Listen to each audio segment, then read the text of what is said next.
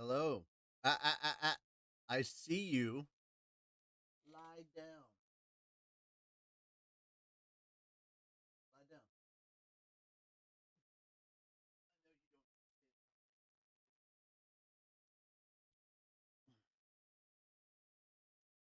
I brought him a treat and everything. Still, he's being a little jerk. All right, we got 6 chapters to go through today. It's gonna be hell. I have, funny enough, I have walked 6 miles today.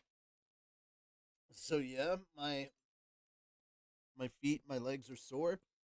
I'm gonna get to hopefully a point where I'm walking 7 miles a day. I do my normal 5 mile exercises, and then I take him out twice a day. I'm talking about you.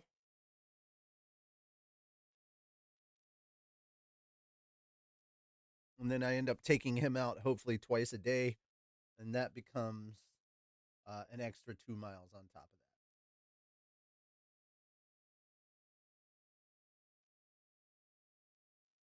of that. Okay. Uh, okay. Good to know.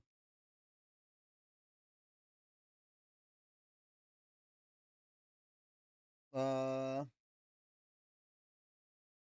Oh. Okay. There we go. I already did. I already cleaned it. There we go. Good. Good to know. So we're gonna jump into it pretty quick. Having been said, hopefully Toby stays a good boy. I uh I have plenty of water. So as you can see there, I forgot to get one of the little flavored bottled waters. Oh well. I only need regular drinkable water anyway. I've been going through about a half a gallon a day. Jesus Christ. Now, for those of you that don't do the mileage, that you are doing the kilometers or the kilometers, um, the uh, the step amount is what I'm working towards. If you're trying to get roughly what I'm trying to get to daily, then 11,000 steps in your exercise, or about an hour and a half of walking. Typically, if you do kind of a fast paced walk, not like super like you're in a rush, super turbo walking like that, but just like a good quick pace for a walk. You're on a mission. You're just walking. 11,000 steps is just over 5 miles, so that's a good target to hit. They say walk 10,000 steps a day. I say 11. In a world of tens, go to 11. All right. So yeah, we're just gonna jump into it. We're gonna start with chapter 5, the Indomitable Magician. We're gonna try to go all the way through chapter 10. Some of these chapters have been pretty freaking quick to go through. So, and I did not realize that there were like 15 chapters in this book until we got started, and then I was like, well, shit, I can't do my usual do 3 or 4, and then it's over in like less than a month.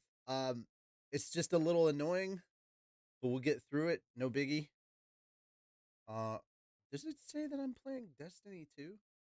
Why is there a Destiny 2 official thing popping up in my? Uh, get rid of it. Get rid of it. I'm gonna refresh this. Jesus. Okay, there we go. All right, I don't have that thing popping up on there anymore. I was like, God, I better not be saying Destiny 2. No, it says just chatting. Okay, that's just really weird. All right. So yeah, we're gonna read all of those. We're gonna go through them quickly. Uh, same old, same old.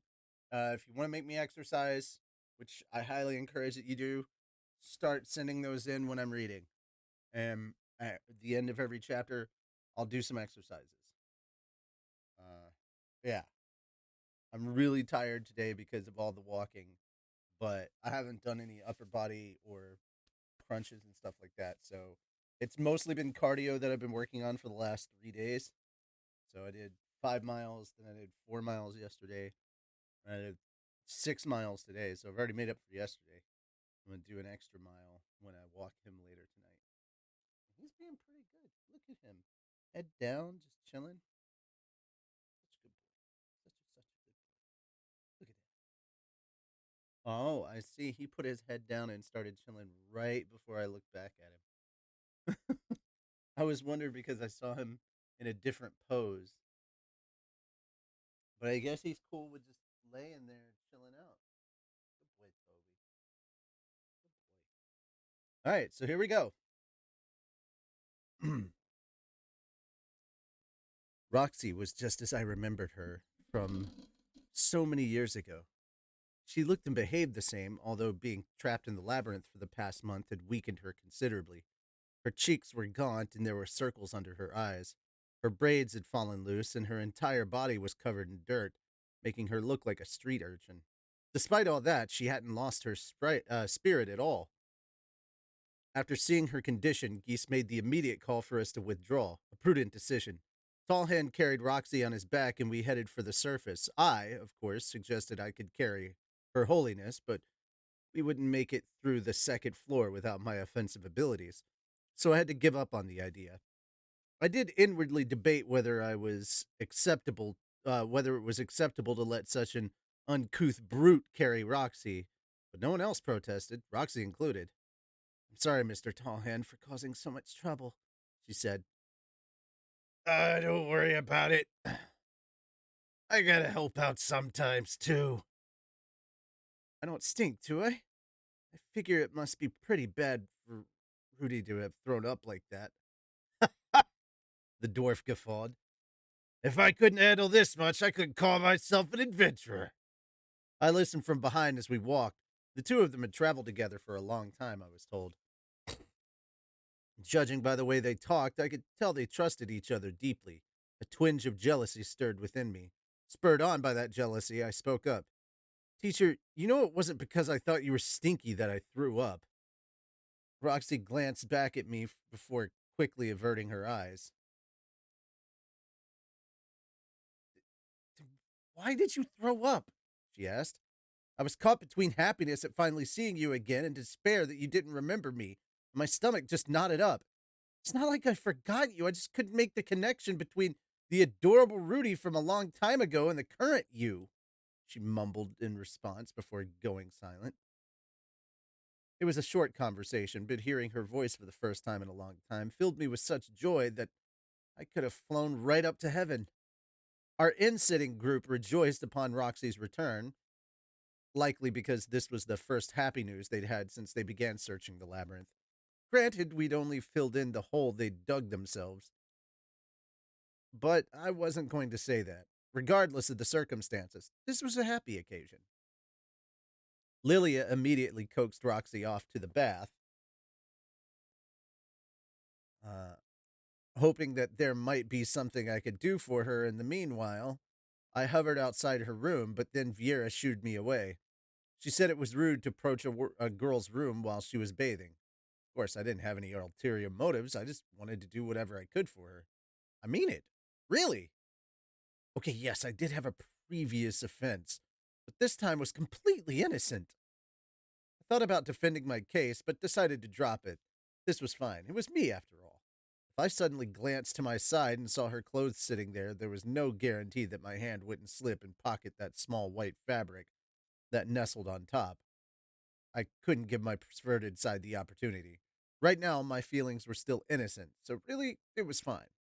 We were going to rest for a few days to give Roxy time to recover her strength. That said, she was an adventurer.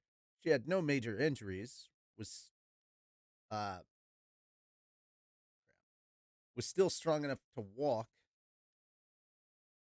unaided, and swore that the good food and soft bed to sleep uh no, that's it. And swore that the good food and soft bed to sleep soundly in, she'd be back to normal before long.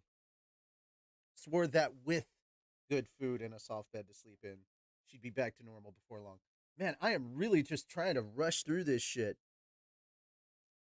Hey, Rick Licious. but I couldn't get over the fact that I'd screwed up and behaved shamefully in front of her. I hope she wasn't disillusioned with me. The barfing had been disrespectful, but I was just so shocked. I never stopped to think about her the entire time we'd been apart. To think she might have forgotten me, it was overwhelming. Come to think of it, Sophie had said she was stunned too when I acted like we were meeting for the first time. I wondered if she'd felt the same way back then. I'd have to apologize to her when I made it back home. Roxy slept an entire day. I couldn't really fault her for it, given that she'd spent a month in a monster infested labyrinth. I wanted to be the first to bid her good morning when she woke up, so I loitered in front of her door, but Lilia shooed me off. I glanced back and was able to get a glimpse of her face as she slept peacefully. I decided to leave it at that, hoping she'd recover soon. On the second day, Roxy jumped out of bed. It was right at the lunch hour. She marched over to our table as we were eating, moving as stiff as a robot. Morning, teacher. Yes, good morning, Rudy. I mean, Mr. Rudius. There were four of us, including myself, at the table. The others were Linnaeus, Paul, and Tallhand. Geese and the remaining three were currently out shopping. Our group composition was such that the labyrinth party spent their entire time resting while they were in the city, and the waiting party ran errands in the meantime. Geese was part of the labyrinth party, but for some reason he was taking command of the waiting party. Sure was a hard worker. Maybe he should quit being an adventurer and become an administrator instead. Everyone? All those present turned their eyes toward Roxy. Meekly, she swept. Hey, you come pick that up. Come on. You dropped it on the floor because you wouldn't eat it. Come on. Eat it. Better eat it. You're not leaving this room, buddy. I'm sorry to say.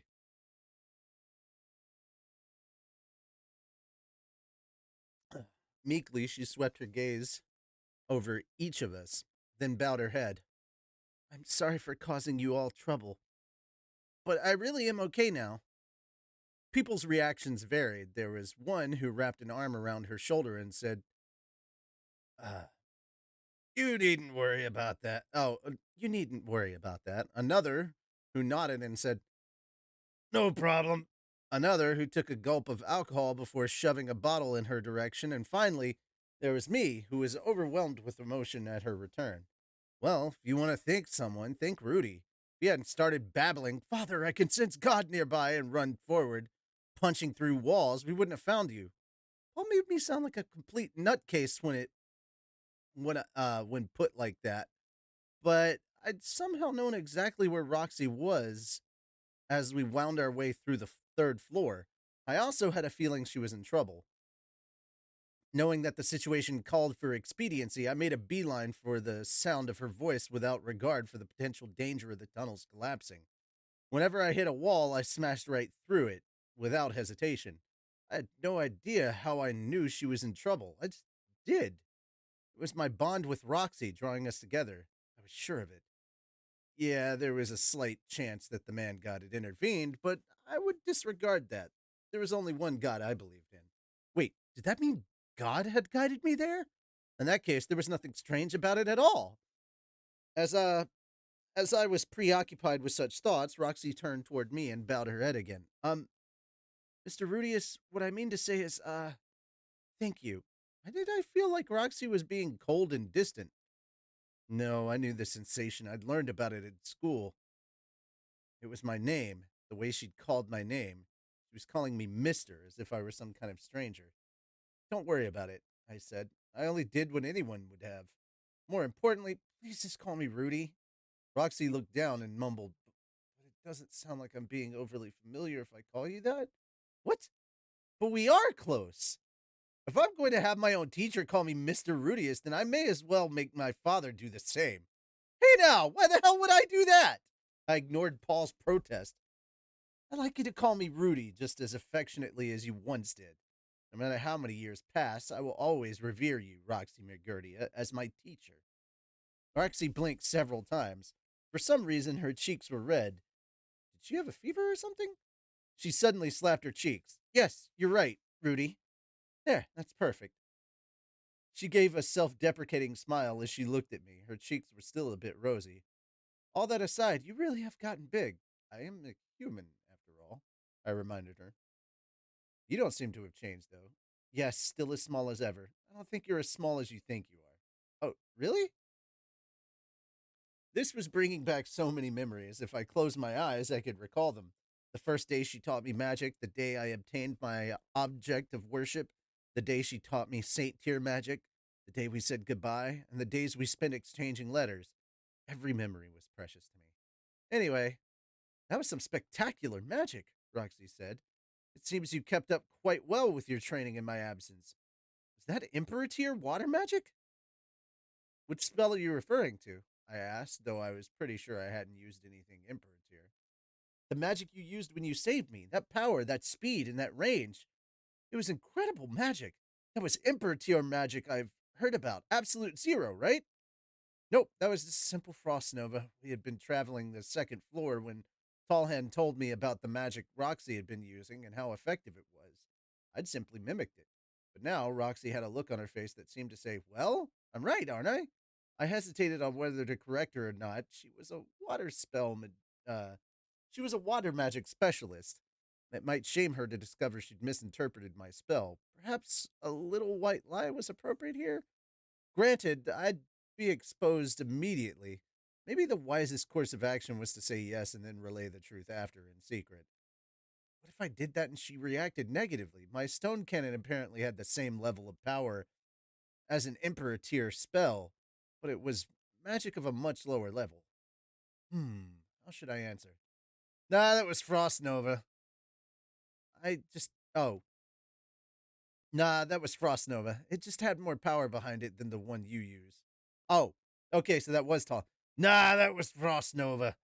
You just had more power behind it than the one you use. As I hesitated, Tallhand took the opportunity to respond in my place. How unwarranted. I'd better follow up with something or else. Oh, so that's it. My apologies. Honestly, Roxy, you haven't changed at all. Though I do agree with you, it wouldn't strike me as strange at the least for Rudius to use Emperor tier magic. Oh no, that's a. Honestly, Rox, you haven't changed at all. Though I do agree with you, it wouldn't strike me as strange in the least for Rudius to use Emperor tier magic. And Lilius jumped in without a moment's delay to back Roxy up. After all, he is considered the most powerful magician at the University of Magic. Though that last comment was unnecessary, everyone's eyes gathered on me. Okay, this was my chance. My current abilities are all thanks to my teacher's guidance, I said confidently. Roxy's eyes narrowed with suspicion. Rudy, I keep hearing you've been claiming that, but do you honestly think that's true? Of course I do. Roxy's teachings were my foundation. Go outside and talk to people. Try to get along with others without prejudice, and always give it your best. Those words had taken root deep within me. It was thanks to them that I'd been able to establish the relationships I had with Regerd, for instance. Sure, there were times when I couldn't live up to those teachings, but that was another matter. Humans weren't capable of living up to their full potential at every given moment. What mattered wasn't whether you always successfully lived up to your ideals, but whether you made them the key to how you approached the world. You improved on your own, completely without my teaching. Roxy gave a self deprecating smile. You've grown into an incredible man, complete opposite of a klutz like me, who got herself trapped in a labyrinth. She slumped forward on the table with a thud. I could see the spot on her scalp where the hair swirled out from, which was kind of cute. The master is incredible, and so is the student. What could be better? Paul said. Well put. That was exactly right. It wasn't particularly special, but Roxy was certainly an amazing person. So, what if she lost to her pupil in a few narrow categories? That was no indicator of her value as a person. If you hadn't been with us, we wouldn't be here. Have a little confidence. Paul's words seemed to rally Roxy's spirits. She sat up and nodded. Geese returned after that, and we proceeded with our meeting. We sat huddled together, the waiting party included. Said we'd wait and see about Roxy's condition, but I'm thinking we'll dive back in there in 3 days, Geese announced. Isn't that a bit hasty? Paul asked. Though it might not seem like it, labyrinth diving really wore a person down, especially one like a teleportation labyrinth, which was riddled with traps, forcing you to constantly watch where you stepped, even as you were embroiled in battle. It was exhausting enough for someone like me in the rear, but the vanguard bore an even heavier burden. It's best for Roxy to get back in as quickly as possible. Hmm? Ah, yeah, I get what you mean. You're right. Paul nodded, but I couldn't quite agree. Would it be difficult for her to have to re enter the place where she'd nearly lost her life before? Don't you think a little bit more rest is necessary for her? I asked. Hmm? Ah, you may not know this, boss, Geese explained. But when you nearly die in a labyrinth, you gotta go back in quick or you'll get a curse on you and never be able to enter again. Curse? Such thing exists? I asked doubtfully. Yep, no clue why, but when you try to enter a labyrinth after that, your heart is just so filled with fear you can't do anything. Ah, I'd read about something like this in a manga once, a type of panic disorder, otherwise known as PD. It's PTSD, guys. I'd also heard that an effective treatment for it was to immediately retry whatever you had failed at. Apparently, the same held true in this world. Plus, you're a beginner, boss. Going at a slow pace and diving in repeatedly will be a good experience for you. I see. You do have a point. After that exchange, the others began jumping in. I can give you some pointers on doubling as a healing and offensive magician, said Roxy. We shouldn't repeat Rudy's method of punching through walls to navigate. The risk of a cave in is too high, said Paul. If you want, I can go in front of you. I've been thinking. How about Paul and I switch positions? Alinalea suggested. Geese kept us organized as we shared our thoughts on the previous venture, as well as how we should approach the next. Everyone sounded deadly serious. I thought they might be a bit more jovial about it, but apparently not. Though weakened, they were still an S rank party. There was little input for me to give at this meeting, except for answering when I was asked what I thought of my first labyrinth. They were pros. I was an amateur. No matter how good I was with magic, I couldn't forget these two things. Our last trip had gone well, but that didn't mean this one would too. For the moment, we'll focus on mapping out the rest of the third floor. Oh, for the moment, we'll focus on mapping out the rest of the third floor. Depending on how things go, we can at least get deep enough to find a circle of the fourth floor. Geese said. How's that? Agreed, we said in unison. Generally, once a party discovered the stairs to the next floor, they would decide whether to go deeper or temporarily return to the surface. If they opted for the latter, they would take a straight path down to resume from the point they left off when they returned. The same went for us. We'd gone straight down to the third floor last time. If you weren't quick, there was a possibility the number of traps would increase. Speed was crucial. Oh, yeah, the book says the fourth floor is completely different from what we've seen so far, Geese said. Some kind of ruins or something. In that case, there might be two bottom levels, Paul said. Well, let's save thinking about the fourth level for next time. For now, we're focusing on the third floor. Gotcha.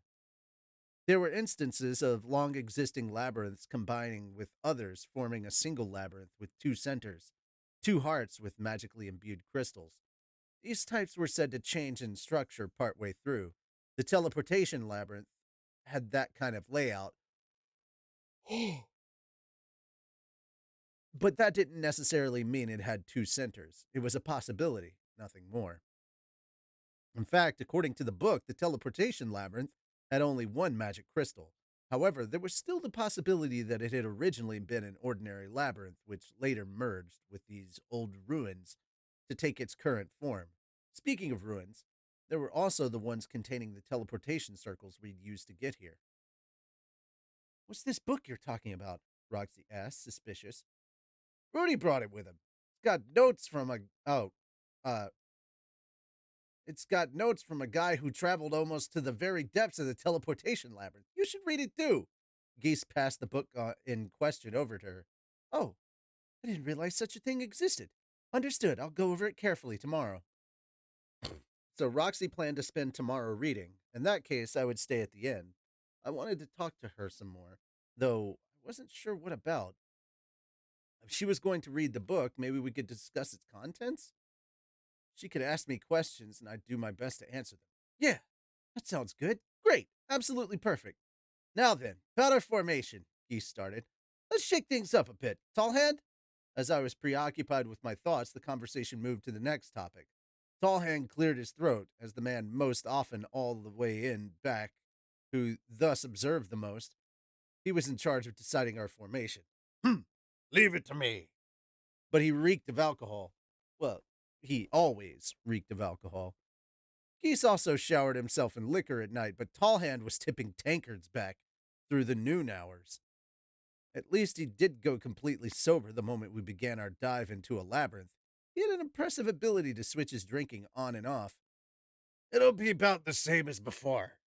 There was a paper on the table with 2 lines drawn on it, along with small stones of different colors. Tallhand placed the blue stone down first. First, just like before, Roxy will take up the rear. Understood, Roxy nodded. Then he put a gray stone beside the previous one. Rudius will act as Roxy's support. She's the type to slip up when something unexpected happens. But Rudius has got that eye of foresight. He's also pretty calm for his age, so maybe he can stop something before it goes wrong. All right.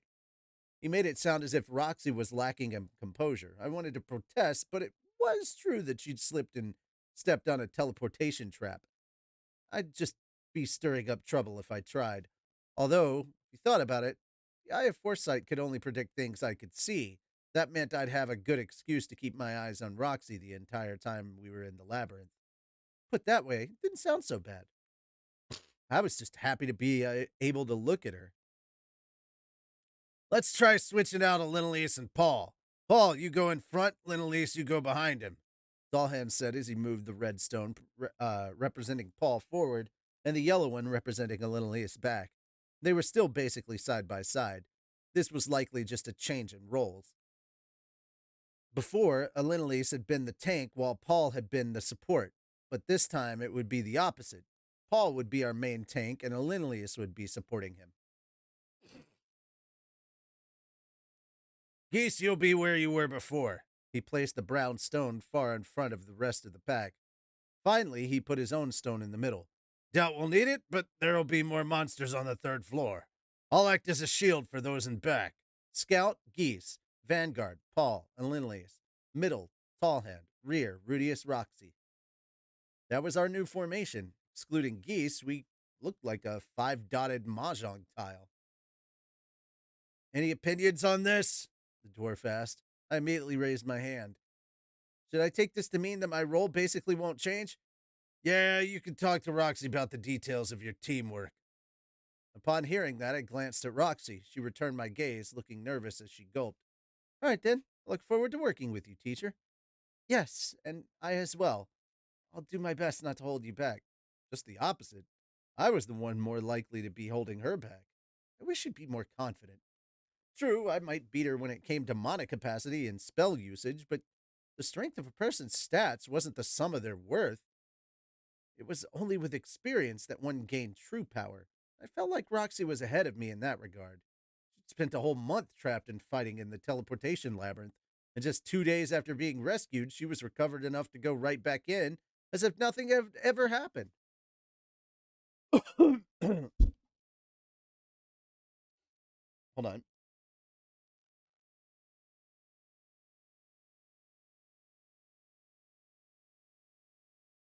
All right.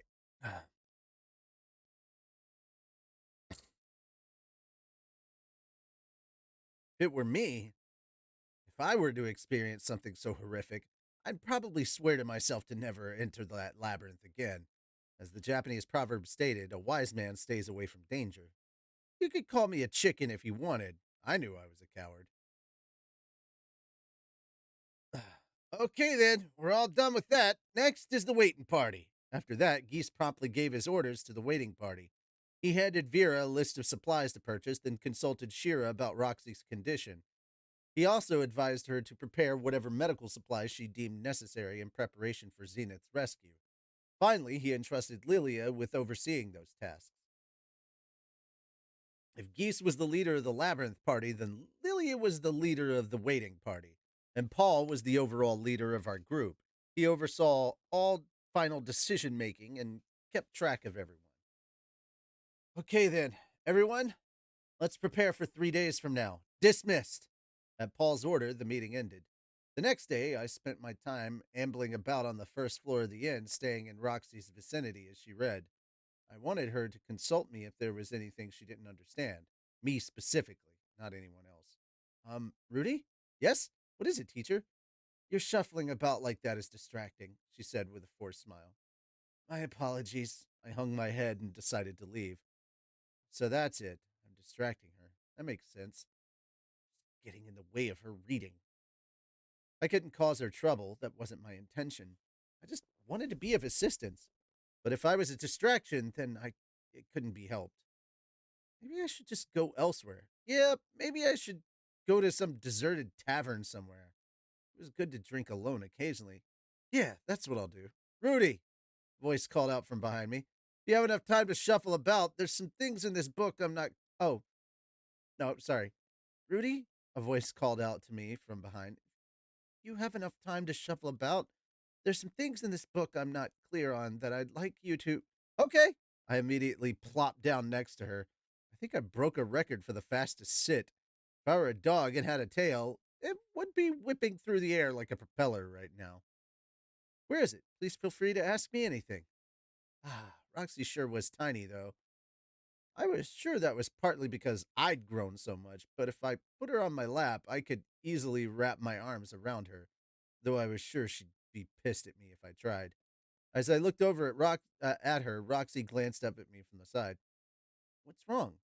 I asked. She quickly shifted her gaze back to the book. No, it's nothing. It's this part right here. In the intervening years, my height had exceeded hers. Perhaps she felt discouraged by that. She did seem to be self-conscious about how short she was. Such were my thoughts as we spent the day together, reading. I was content. Aw, this is adorable how it looks. Let me. Yeah. Looking kind of cute. Oh, okay. That was the end of that chapter, as I suspected. So now we start chapter 6 after however many exercises just got redeemed. So I'll be looking for that. All right. So two more on all exercises. So is it safe to say that we have 20 of each? Is that what's going on? Toby, you know you're in the way, right? You're in my way.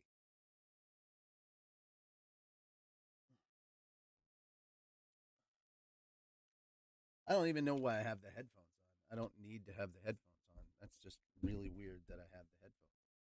I don't know why I keep using the term headphones like I don't know when I have. Yeah, so 20 of everything. Oh, shit, I forgot I have planks now. Toby, come here. Toby.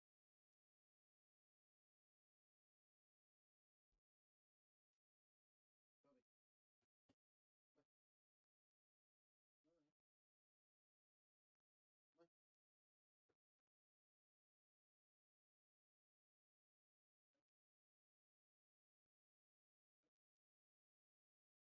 good boy. Good.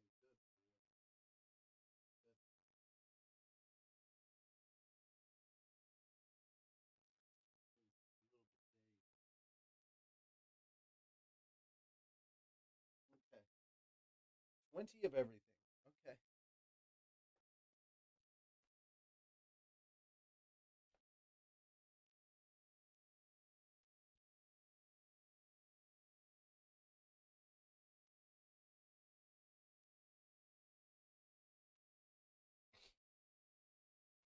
There's 20.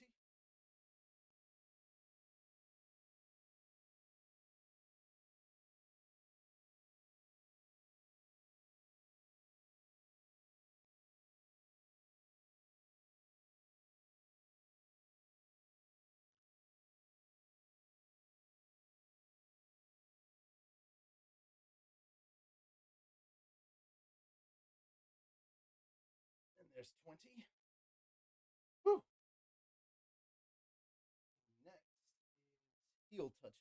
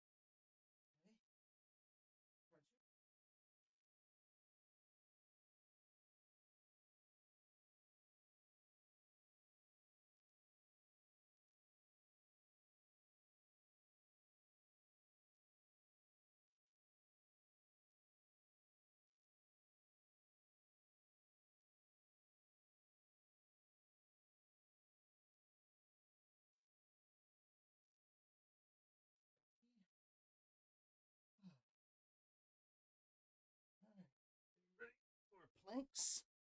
20 seconds of plank. Starting now.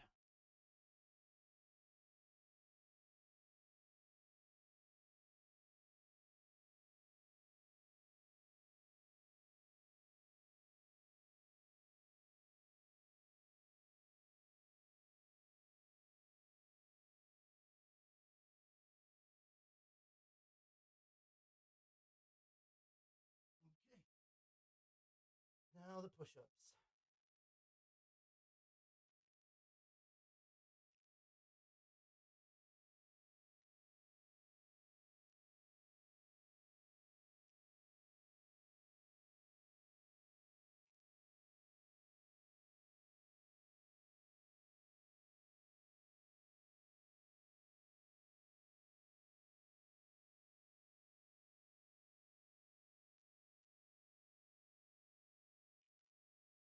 Twenty push-ups. Here we go.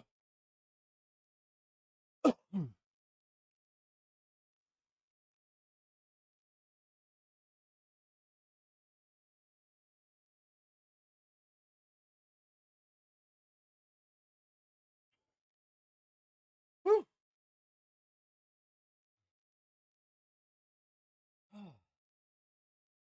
Hey, we're moving. Now we only have 5 chapters to go. Huh.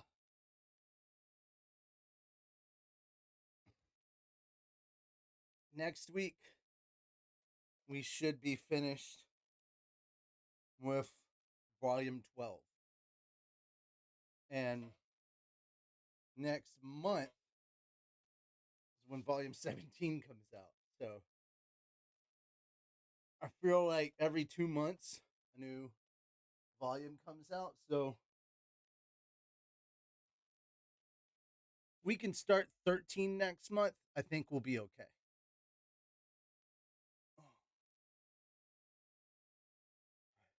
Let's see. Yeah, it'll be the 28th when we finish. So, yeah, dude, we'll be able to finish. Man, we'll be able to actually finish it around that time. Whew. Sorry, just working.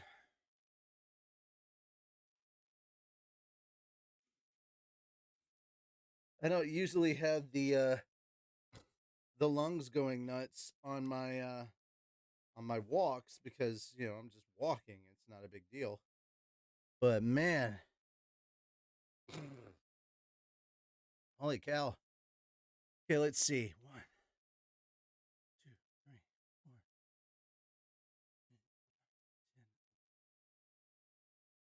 4. Okay, so 13 takes us to chapter 7.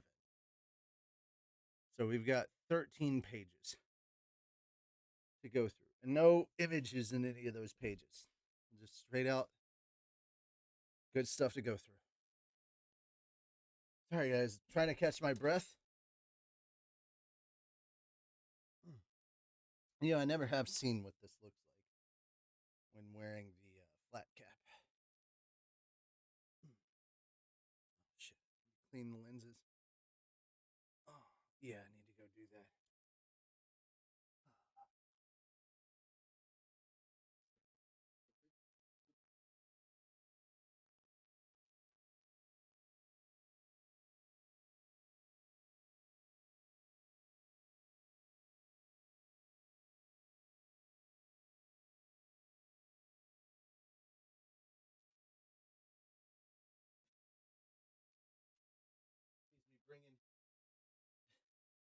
He sees me bringing in a package and he thinks it's for him. You're not going to like the smell of this, though, buddy. You are not going to like the smell because it is alcohol.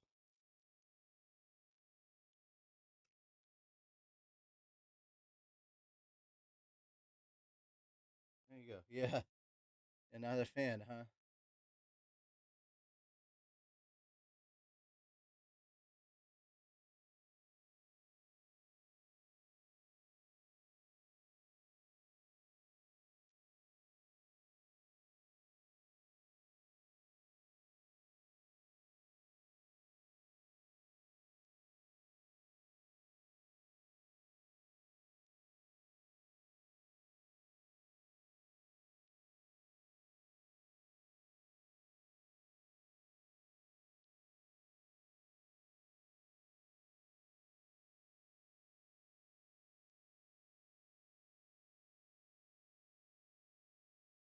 Okay, that's much better.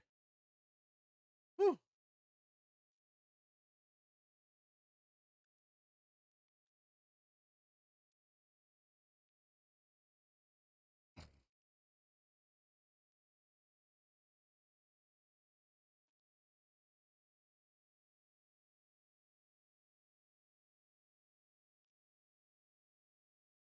Aw, what's that, Toby? Not a fan of alcohol wipes?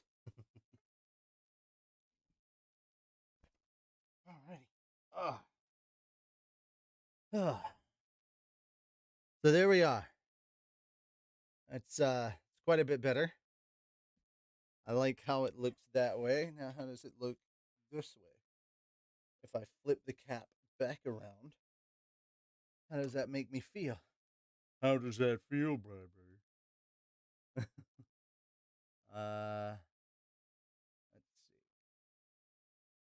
Like no. Like being able to actually see what the hell is going on in the chat. So there we go. Okay, now I'm at least more able to see what is going on live because I have the. I don't need the mixer up as much. I'm gonna pull that down. There we go. So I have more of a clear view as to what's going on. Of course, now you got the light flashing off the glasses. The glasses. So, what do you think? Forward facing? Does that make me look a little more distinguished? Or should I have it backwards so you guys can clearly see what the hell is going on? With my face. All right. All right. We're at 10 minutes till 5. Let's go ahead and get started. I'll make decisions based on that after. You know what? I'm just going to set the glasses down. I don't actually need them right now. Oh, I am going to put this backwards and we're going to move on. Chapter 6 Easy as Pie. With Roxy now in our midst, we resumed our exploration of the labyrinth. We moved just as planned, making a beeline for the third floor. There were 3 types of enemies there: mud skulls, now in addition to death road tarantulas and iron crawlers. Also, guys, now that I have started reading, please feel free to redeem exercises. They cost less now. They're only 200 channel points a pop. But I need 4 of every exercise if you want to max it out for the full set. Toby, no. Come here. Come here. Come here. Come here. Who said you could hop off, huh? Go. Go sit down. Sit down. Or lie down, yeah. Anyway. Whew. Pie. All right. Let's see.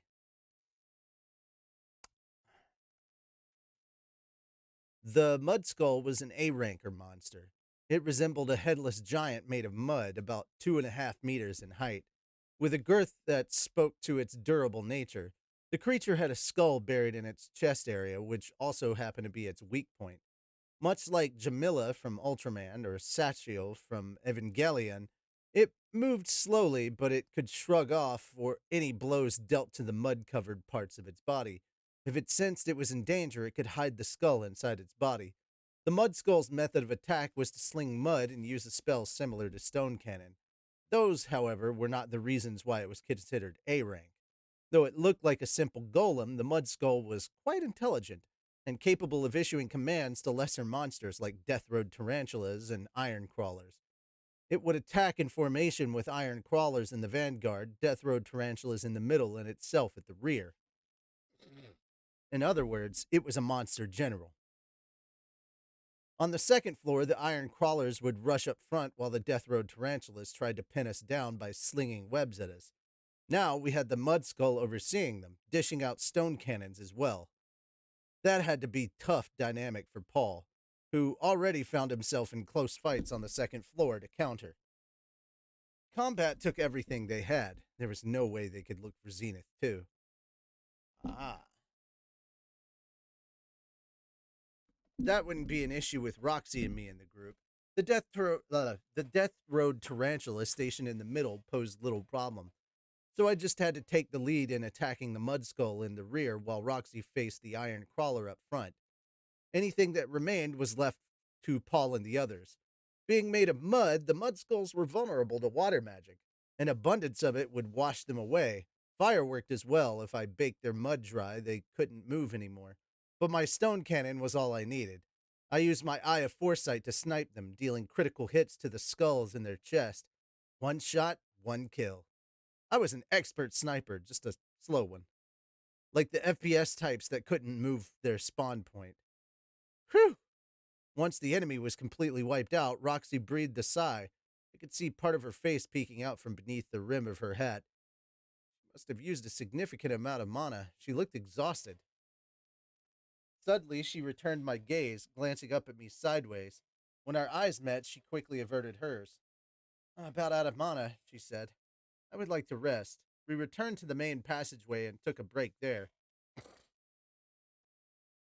still had plenty of mana left myself. In fact, I hadn't even burned through half of my supply. I was basically just using stone cannon after all, while Roxy was the one freezing our enemies with Frost Nova. It was no surprise she'd run out faster. I'm sorry for having such a small mana pool, she said. No, I think you have more than enough. She used magic with exceptional precision, slinging spells in a narrow area without any missed shots. Occasionally, her water cascade would splash Paul and the others, but her accuracy with the follow up spell Icicle Field was so on point that only the enemies froze over. Precision required an appropriate amount of mana as well. Despite all that, she kept on fighting for quite a while. By no means did she have a small mana pool. Hers was most likely the same size as Sylphie's, if not larger. I'd like to find the magic circle leading to the fourth floor here soon. I'd like to find the magic circle leading to the fourth floor here soon. Geese scratched at his chin as he checked the book against the map. Almost 2 days had passed since we came down to the third floor. It had taken the author of the book 5 days to delve this far. We outpaced his party and moved through the third floor several times, mapping it all out. It was about time for us to find the next magic circle now. Rudy, can I borrow your back? Roxy asked. Be my guest. Once I responded, she slumped against me. She'd rest like this whenever we took a break. I assumed it was because a person's back felt more comfortable to her than the stone walls surrounding us. A side benefit for me. You know, I never thought I would get to dive into a labyrinth like this with you, she said. Me either. Say, is there anything I'm doing that I should be more cautious about? Huh? You've already got the essentials down when it comes to moving as a group, so there's no advice I can offer. Thank you, I said. Using magic voicelessly with perfect precision, you really are incredible. Not at all, I shook my head. I still have much to learn. That's right, there was a lot more to learn. Seeing Roxy really made me feel that way. She didn't add on to the cards she had in her hand, but rather increased what she could do with the ones she had. She was combining the existing items in her arsenal to overwhelm her opponent. I was sure I'd done the same in the past, but at some point, I'd started only using Stone Cannon and Quagmire. Not the best habit, but they were enough to beat most weaker opponents. Still, petty tricks of that sort wouldn't work against the stronger enemies I pictured myself facing. But I had no one of an appropriate level to practice against. I was aiming high, but there was nothing tangible in front of me to aim for. Thus, I wasn't improving. Rudy? Roxy suddenly called out to me. Yes? What is it? We're able to safely rescue your mother, and we both have the opportunity. How about we go into a labyrinth sometime? Just the two of us. I blinked. The two of us? Yes, we're a bit pressed for time right now, but labyrinth diving can be quite fun. So how about forming a party with just the two of us and trying out a simpler labyrinth together? A labyrinth, huh? To be frank, if it weren't for geese, I would have probably stepped right into a trap by now. Still, if anyone could venture into a labyrinth alone, it would be Roxy. She had a track record for clumsiness, but I went along with her. But if I went along with her, we might be able to get through it. That sounds great, I agreed. When we get back, why don't we give it a try? It's a promise. Yeah, a promise. I could see Roxy clenching her hand into a fist from the corner of my eye. Uh, I'm starting to feel a bit sleepy. I'm going to get a little rest, she said. Sure, sleep well. After a few moments, I could feel her slump against my back. I'd accepted her proposal in the heat of the moment, but venturing into a labyrinth consumed multiple days at a time. Wasn't actually sure I'd have the opportunity to do that since I would need to help with child rearing. Oh well, it wasn't as if we had to decide right away. If I had the extra time, then we could do it. Perhaps once our child was a bit bigger and Sylphie and I had more free time. I'd likely be over 20 years old at that point, but that wouldn't be a problem. I was just happy that she'd even invited me to join her party. It felt like she was acknowledging my skills. I had to be careful not to reveal my flaws in front of her. As I considered these things, I drifted off to sleep. After we discovered the circle leading to the fourth floor, we finished thoroughly mapping out the third. There was no sign of Zenith whatsoever, so we decided to move on. The walls of the fourth floor were made of a familiar type of stone. It resembled the ruins we'd accessed to teleport from the northern territories. Perhaps they were similar structures, except this one had turned into a labyrinth. Geese, what'll it be? Paul asked. Hmm. Well, we seem to be doing fine. Great. Then let's scope out the fourth level a bit before we return to the surface, Paul said coolly, looking in my direction as I surveyed the surroundings. Back when Paul was down in the dumps, he'd looked like a complete lost cause, but he seemed pretty suave when he was at work. It wouldn't surprise me if this was the side Zenith had fallen for. If the same blood really did flow through my veins, then maybe Sylphie wasn't just flattering me when she paid the same kind of compliments. Teacher, do I look handsome when I'm serious? I asked abruptly. It might have sounded a bit narcissistic. Roxy's eyes peered up from beneath the rim of her hat. Huh? Oh, sure, you're handsome? She fumbled with her words, then quickly averted her eyes again.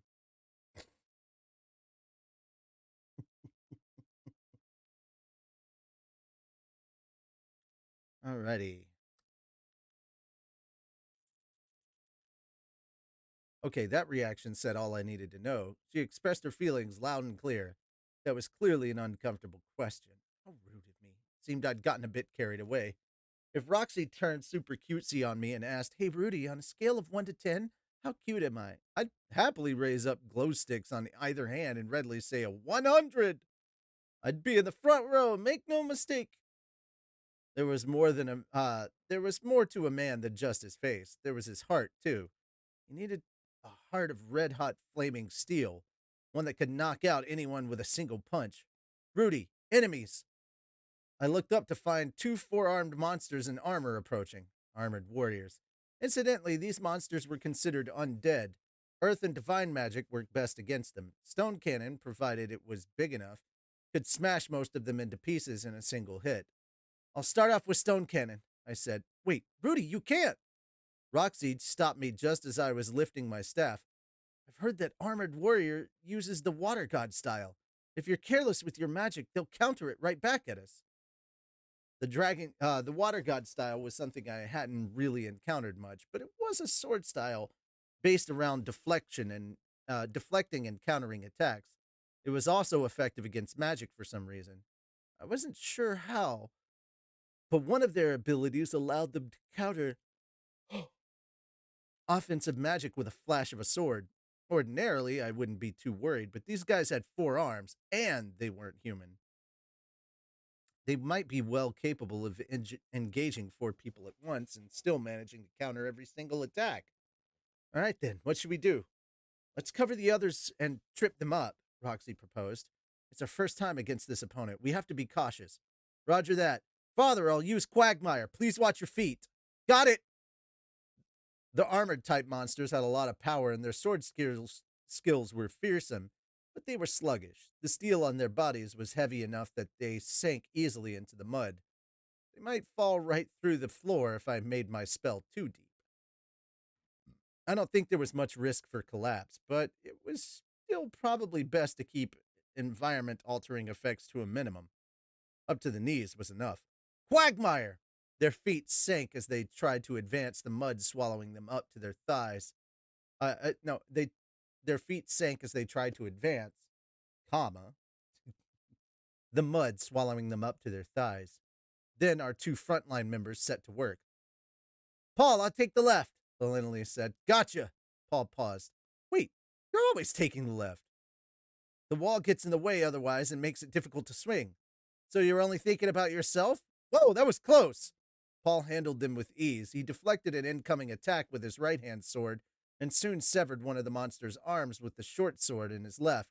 Their armor looked sturdy enough, but apparently that didn't matter. Swordsmen of the sword god style were beasts. That, or maybe his short sword was just that sharp. Elenilis, on the other hand, seemed a bit overwhelmed. She never took much damage from her opponent, but she lacked the offense to land a killing blow. Let's back let's back them up, Roxy broke in. Rudy, let's release our magic at the same time. In Miss Elenilis' direction. Got it. I lifted my staff, conjuring a stone cannon. Now that they couldn't move, there was no way for them to evade. I had no idea how fast my attack would have to be to keep them from deflecting it, and I would never know how unless I tried. Mr. Tallhand! I hear you. He lifted up his shield and waddled up in front of us. If a counter did come flying back at us, he would be there to soak it up. As long as he didn't die instantly, I could use my advanced tier magic to heal him. I just hoped any attacks would miss his vital organs. Stone cannon! Majestic blade of ice! I summon thee to strike my enemies down! Icicle blade! Though our casting times were different, we released our magic at the same time. One was a round cannonball and the other was a sword of ice, almost like an Ultra Slash from the Ultraman. Our armor-clad opponent attempted to deflect these attacks. Two of its sword-wielding arms moved, switching its stance to defense. This gave the perfect opening for Elenilis to shield bash it, throwing it off balance. My cannon ripped right through one of its arms, severing it, while the frozen blade embedded deep inside the armor's chest. At the exact same time, Paul finished his fight as well. Should come as no great surprise, but these A-rank monsters don't go down easily, he commented, though our total battle time had lasted only a minute. We hadn't taken them down with a single blow, but it hadn't been a tough fight. Just what you'd expect from a man who had achieved advanced tier in all three schools of swordsmanship. Ability-wise, he likely had it in him to reach Saint tier. No, if anything, Paul might already be as strong as any Saint tier swordsman. People's strength couldn't be measured by rank alone. Father, have you gotten stronger than you were before? Oh, crap, I just said something that would boost his ego. Now he might start tooting his own horn. Nah, not at all. I'm weaker now than I used to be. But Paul didn't even so much as smile. He merely glanced my way before looking forward. Come on, let's get going. And don't let your guard down. Paul's words served as a sobering reminder. He was right. We were in the labyrinth right now. I had to pull myself together. My father sure was acting cool today. Norn would probably be delighted if I told her how suave he looked in action. What's this? Lindley suddenly spoke up as she peered into Paul's face. She put a hand over her mouth and smirked. What's that grin for, Paul? It's creepy. Come on, you don't have to make those kind of comments, he grumbled back. Are you that happy that Rudy has complimented you? Oh, don't worry, I understand. Enough already, shut it. Nope, I'd take it back. Paul's still the same old Paul. We disposed of several more armored warriors after that, then began our journey back to the surface. The route up took approximately 5 hours on foot. This search was going to take us a while. I wondered if Zenith could really hold out in the meantime. No, we couldn't rush. We had to prevent any further accidents like the one with Roxy. Things were going smoothly right now. I was nervous, but not too nervous. I didn't feel emotionally overwhelmed. We were in a good place right now. Keeping up this pace would benefit us the most. As soon as we reached the city, we all gathered for a meeting. There were special items we would need for our next venture in, so we set about picking those up. I also drew up some more spirit scrolls since they were running low. Perhaps unsurprisingly, given that this was the labyrinth city of Ripon, magic circle die and parchment were readily available. Creating extras proved easy. All I had to do was draw one to use as reference, and Shira would do the rest. Apparently she was quite skilled at it, having previously worked drawing scrolls for the Millis Church. She promised she could have 50 copies done within the day. Now that was promising. Geese purchased some chemicals that were supposed to be effective on armored monsters. He informed us that this stuff, if aimed right, would coil around the creature's joints and slow their movement. When I suggested sprinkling oil on the ground to make them slip, and since they were so heavy, he laughed, saying Paul would be the one landing on his ass. I responded with a thoughtful, I suppose you're right, and Geese merely cackled. Paul and Linelise were weapon browsing. Apparently, they were trying to hunt down a bargain sword for Linelise. The one she was using currently, her Estoc, was a magic item. When swung, it unleashed a slicing swath of vacuum, which wasn't best suited to battle against the armored warriors, who were a tough opponent to beat regardless. I can understand why she wanted a different weapon. The short sword Paul wielded in his left hand was a magic item he purchased in Rapine. It had a steel cutting ability, which meant that the tougher his opponent was to slice through, the sharper his sword became. This was a rather rare ability, so much so that the people in the market hadn't been able to identify it. They had treated it like a dull butter knife that couldn't even saw through dried meat, and practically sold it for pennies. Paul claimed, it was my keen eyesight that helped me identify this sword's true power. But I knew better. I'd read the legend of Perugius back in the Buena village, and there was a warrior in it whose weapon carried that very same skill. Though unable to slice through dried meat, it was capable of cutting a clump of steel clean in two. Paul must have known that was the moment he known what it was the moment he heard that line about it not being able to saw through dried meat. Anyway, it made sense now that why his attacks against the armored warriors were so effective. Even though he wielded it in his weaker hand, it would still pack a punch as long as he landed a clean hit. Alenelise purchased a single gladius, one that apparently had the ability to emit a shock wave when thrust forward. It didn't do that much damage, but it did allow its wielder to gain some distance from their opponent by sending the latter flying backwards. That made it quite useful, so it cost a pretty penny. But Alenelise just produced a round, magically imbued crystal from her pocket, and made the purchase. How many of those things did she have on hand? That night, I went out drinking with Roxy and Tallhand, the latter of whom invited me by saying, You're an adult now, so you can go drink it, right? There was no way I could chug alcohol in front of Roxy, though, so I was just tagging along. This was supposed to be a meeting between three magicians, but at some point, Professor Tallhand began lecturing us on what makes a man a real man. Men were supposed to have muscles, superb muscles meant a superb spirit. It wasn't a conversation for magicians, but it was still meaningful. He was absolutely right. Men should be brawny and strong. Roxy drowsily sat through it. She clearly couldn't have been less interested, not that I could blame her. The following day, Lilia bid us farewell as we dove back down into the labyrinth. Our journey to the fourth floor was a smooth one.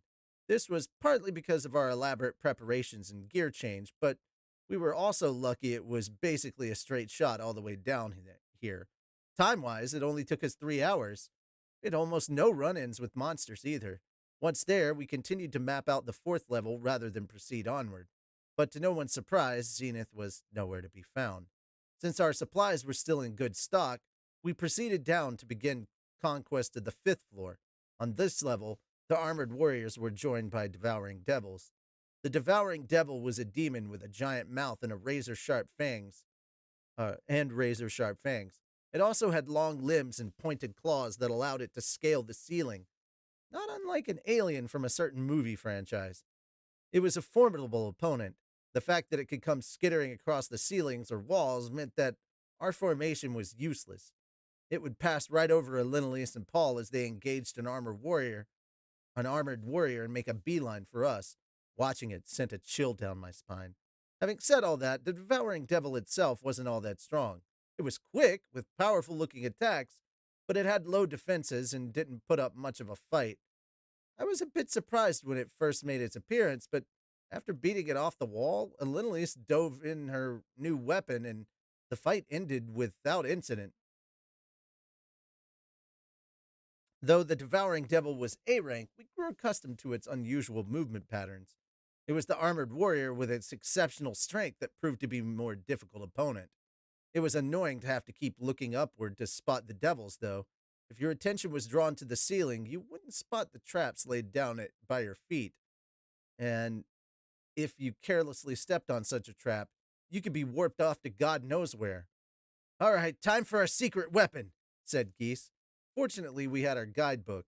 There was an innovative countermeasure for these pests, according to the pages of the exploratory account of the teleportation labyrinth. The roots of the tallfro tree were sold for consumption, but if you burned them like incense, the devils would descend from the ceiling. They hated the smell of it. Not just that, they would also try to escape as far from the smoke as they could. This made it incredibly easy to battle them. In fact, with this method, they weren't even B rank, they were closer to C rank. The author of this book sure had done their research. Just like that, we cleared the fifth floor in no time flat. Unable to locate the circle leading to the next floor, we were forced to wander around a bit, but our objective wasn't to explore the place. We were here to find Zenith. Everything was fine. In fact, this was going swimmingly for us. Finally, we arrived at the sixth floor. Well, Geese, we can keep going. Geese gave a short reply to Paul's ambiguous question. We'd hardly used any of our supplies, so we were well prepared. Plus, we were on a roll. Okay, no turning back. Let's keep going then. Yep. There was no need to return as we had supplies and were ready. Our search would continue. That's chapter 6, gang. Jesus Christ, that didn't take long at all. That was like 25 minutes? That was so fucking crazy. Okay,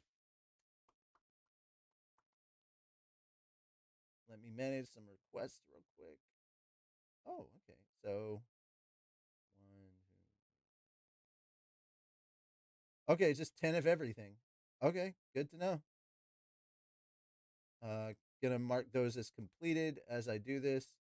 So just 10 of everything. Gotcha. All right, scoot. Up here. Come on, come on, come on. Need you up here too. I gotta work out. Come on. There's a good boy. Of course, you pooted. You farted right as I'm 20 for jumping jacks? Okay.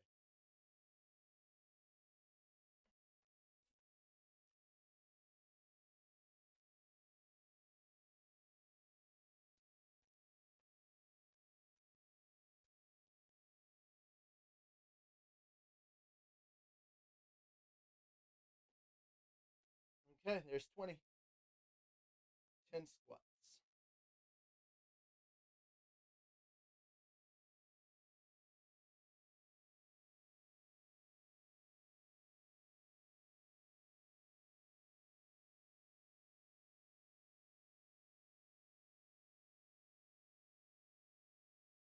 Oh, crap. So used to doing 20, I just went past 10. All right, so heel touches. Crunches.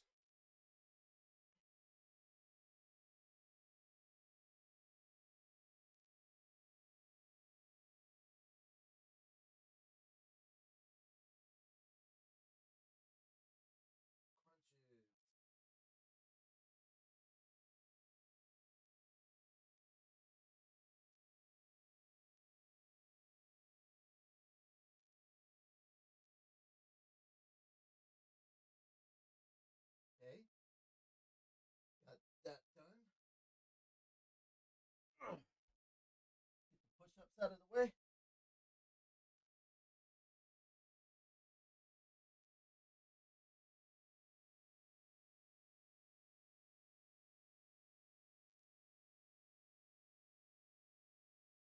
And now for 10 seconds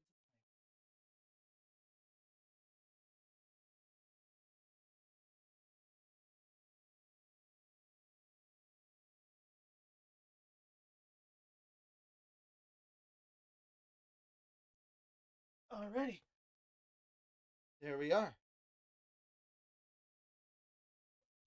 All right, you are free, Toby. I just needed the time. I just needed that space at the moment. Toby.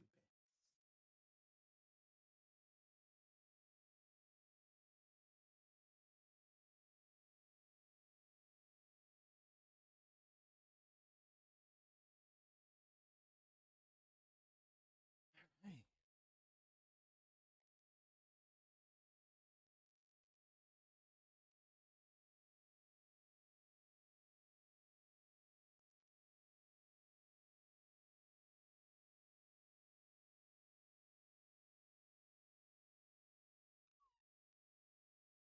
17 pages this time around.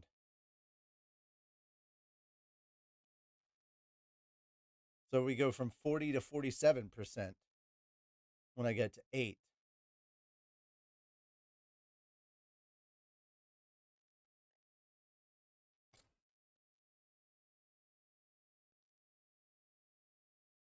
Hmm. Alrighty, gang.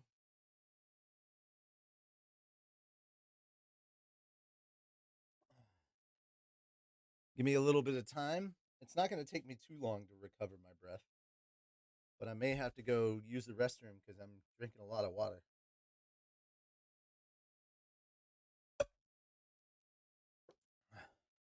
Did not take me that long to. Oh, it's supposed to be raining tonight. Did not take me that long to run through my 11 pages. So 18 will probably take me 20. Well, take me a lot longer. Probably half an hour to do this chapter, but there we go. 2 chapters down, 4 to go. So we got 7, 8, 9, and 10 to go. Let's see. Where will 10 take us? 10 will take us. Table of contents. If I go to looking ahead, that puts us at 64%. Okay. So, got 24% to go. Hmm.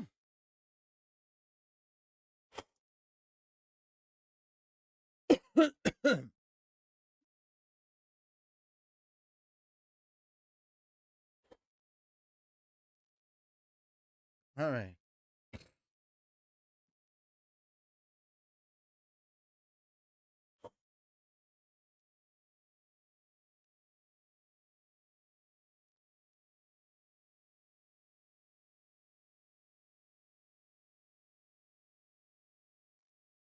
Alrighty. Chapter 7, The Magic Circles on the 6th Floor.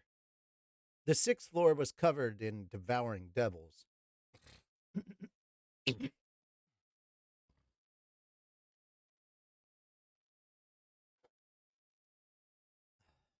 Armored warriors disappeared entirely, leaving only the pesky ceiling crawlers.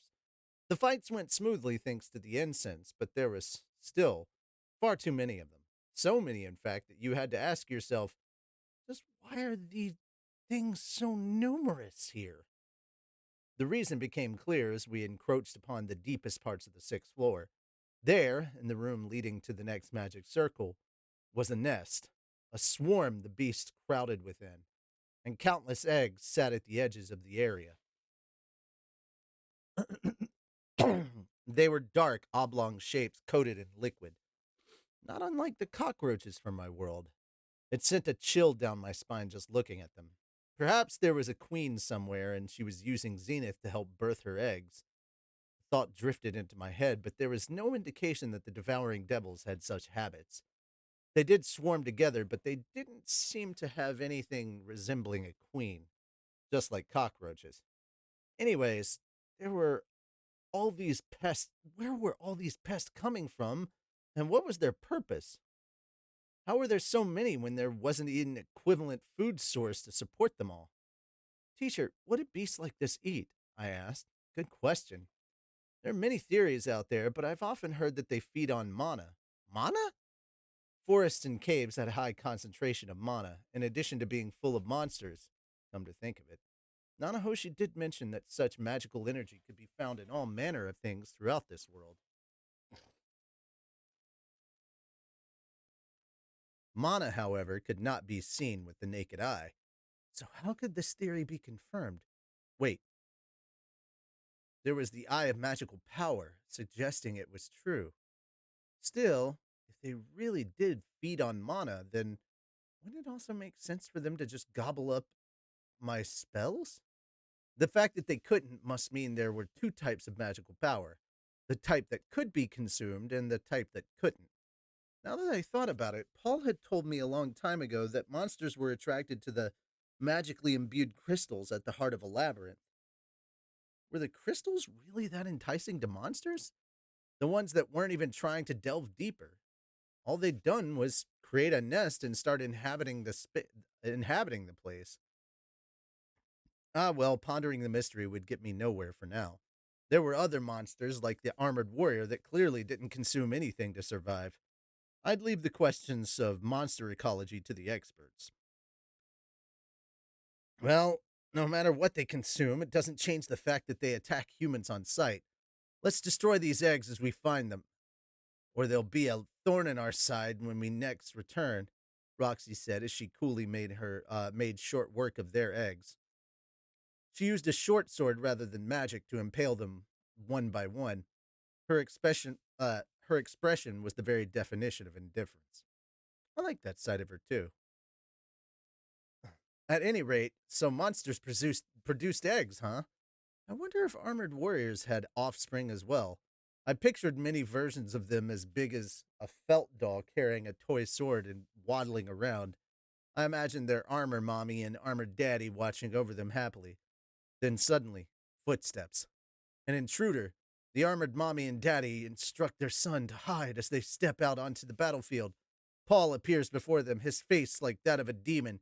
He brutally murders the parents with a short sword that is especially efficient at ripping through their armor, not unlike pesticide against insects.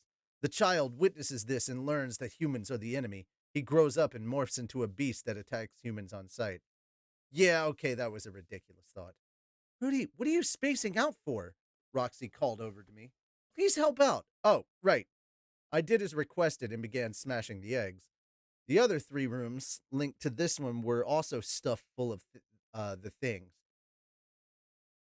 There were no sign of any of them being close to hatching, but if one did, the larva would try to cling to whatever human it saw. Our cleanup ended pretty uneventfully after that, without a single newly hatched larva popping out to try to cling to Roxy's crotch. Finally, we arrived at the depths of the labyrinth. I was thinking face huggers from Aliens. He went in a completely different direction. Finally, we arrived at the depths of the labyrinth, the very place written about in the last pages of our book.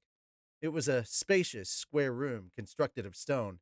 There were three magic circles near one of the walls facing away from the entrance to the room, or of the room. If that were all, the place wouldn't have seemed special. But the room was absolutely empty except for the circles.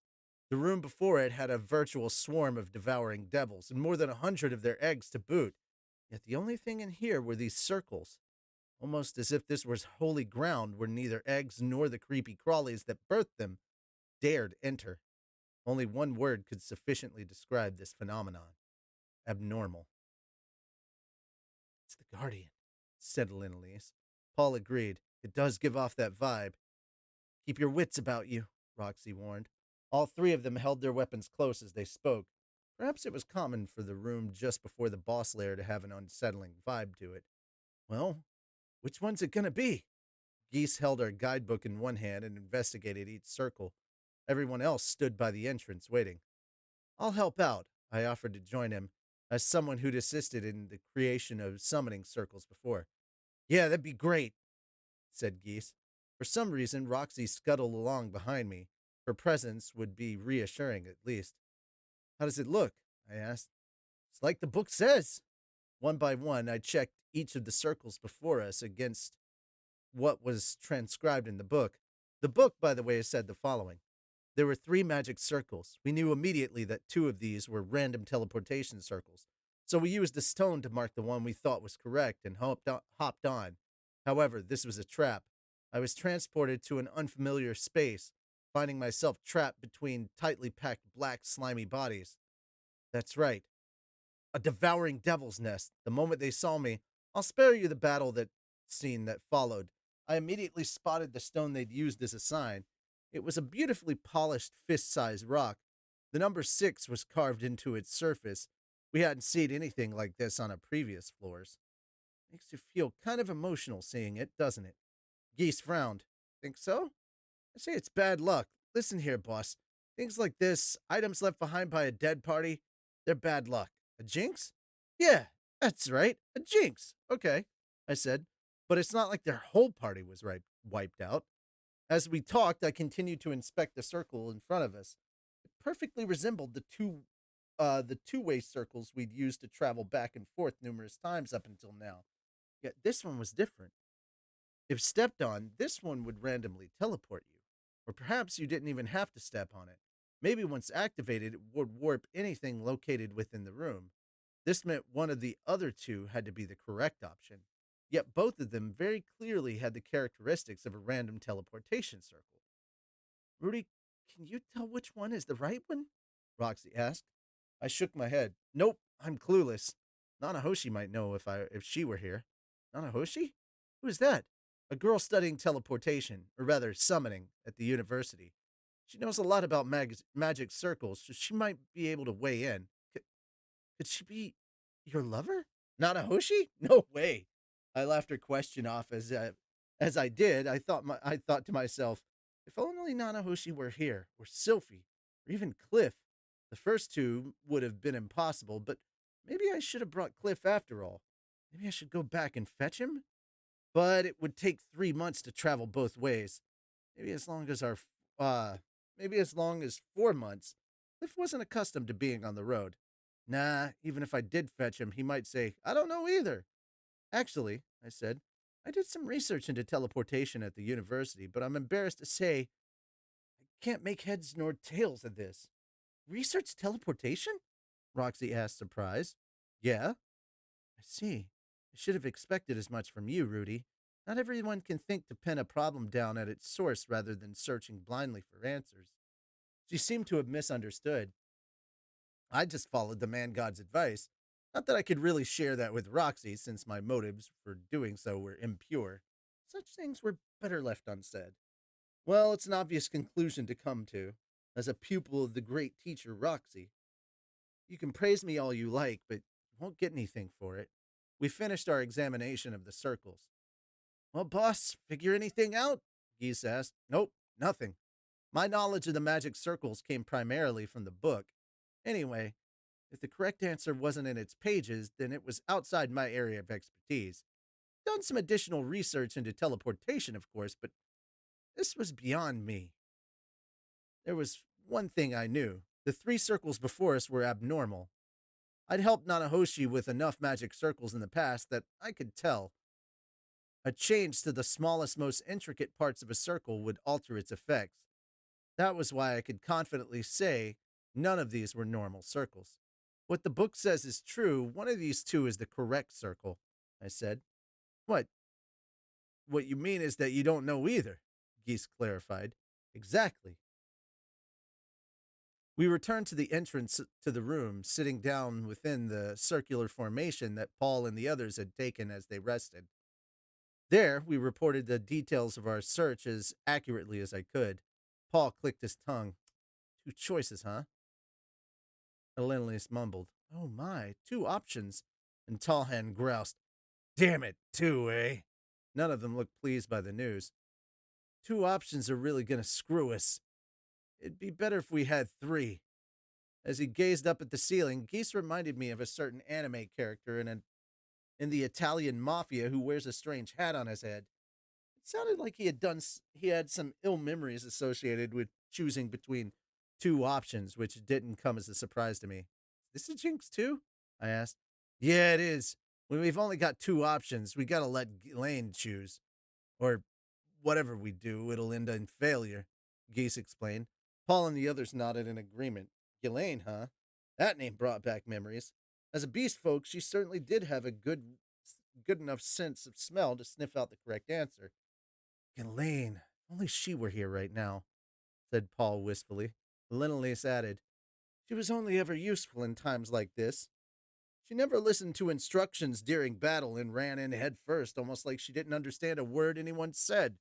She couldn't read, write, or do arithmetic, and she'd get enraged any time he talked about something she didn't understand. But at least when we only had two options, she was weirdly able to pick the right one, said Tallhand. Wow, they sure were saying cool things about her. Poor Ghislaine. I hope they stop that. She was, after all, one of the teachers I respected. Please give her a break, I pleaded. She can read, write, and do arithmetic. Ghislaine had worked hard. She can now read, write, and do arithmetic. Ghislaine had worked hard. She still tripped up when it came to addition that required carrying numbers, but she'd busted her butt to learn division. I heard that from Paul before, but I won't be fooled, said the dwarf. There's no way that pup can function like a normal person. I heard the very same, but to be honest, I can't believe it either, Lenilius agreed. The two of them certainly were skeptical. Not that I didn't get it. Ghislaine certainly had been a bonehead. This felt strange, though. All of Paul's former party members were gathered here, all except Ghislaine, the very same woman who'd been the only member of the group to maintain a uh, contact with Paul after their fallout, the only one who knew Buena Village. Out of all of those gathered here. Yes, strange indeed. Forget that. What are we going to do? Geese asked, returning to the original point of our conversation. There were two circles which were we going to proceed through? Rudy, even you weren't able to tell, huh? Paul asked. I shook my head. Unfortunately, no. I even studied these in school before I came. I'm sorry I can't be of more help. So that's how it is. Paul folded his arms over his chest, closed his eyes, and began thinking. After not even a minute, he lifted his head. Let's just take a majority vote and see where that puts us. Those in favor of taking the circle to the right, raise your hand. Those in favor, raise your right hand. Those in favor of the left, raise your left hand. Each person raised their hand at his command. Paul, Lenilius, and Roxy all voted to go to the right, while Geese Tallhand and I voted to go to the left. We were split down the middle. Can't even decide, Paul spat. Father? I said. I do have to say that I'm not too sure about deciding on something like this with a majority vote. Yeah. Anyone else got any brilliant ideas? When Paul asked, and Lenilius lifted her hand. What about sending a person into each one of them at the same time? You're proposing we sacrifice someone? Either you or I could burn incense and slice our way through the devouring devils if we had to, she said confidently. One person would enter each of the two circles at the same time, and the person who was correct would come back to us. Then we would immediately go in search of the other person, and the problem would possibly be solved. I oppose that, I said. Lenilius said, surprised. Oh, Rudius. Why is that? First, there's no guarantee that either one of those is the right answer. Both circles seemed randomized to all appearances. They might both be traps, meaning all three of the circles were traps. It was possible the correct circles were located in a different room. Admittedly, that seemed unlikely. The book said they'd searched each room and every floor before moving on to the next. If I were to trust the author, then this was our final destination. But the position of the circles and their shapes, all of it felt deliberate, deceptive. Something felt off.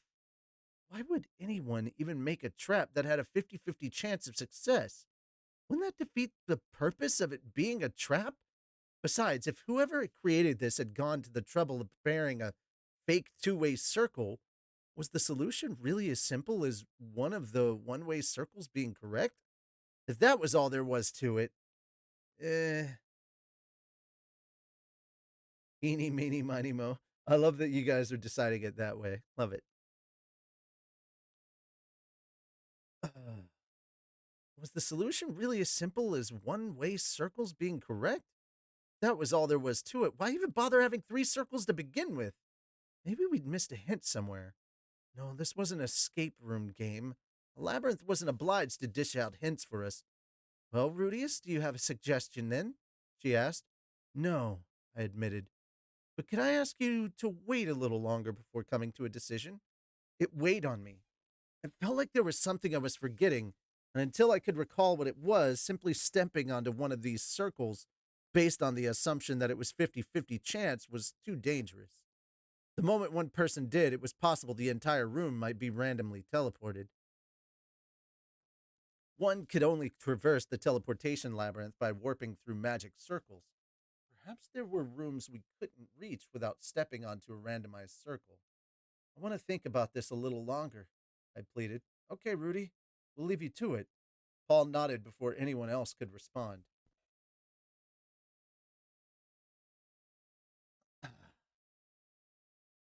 I sat in front of the circles and began to think.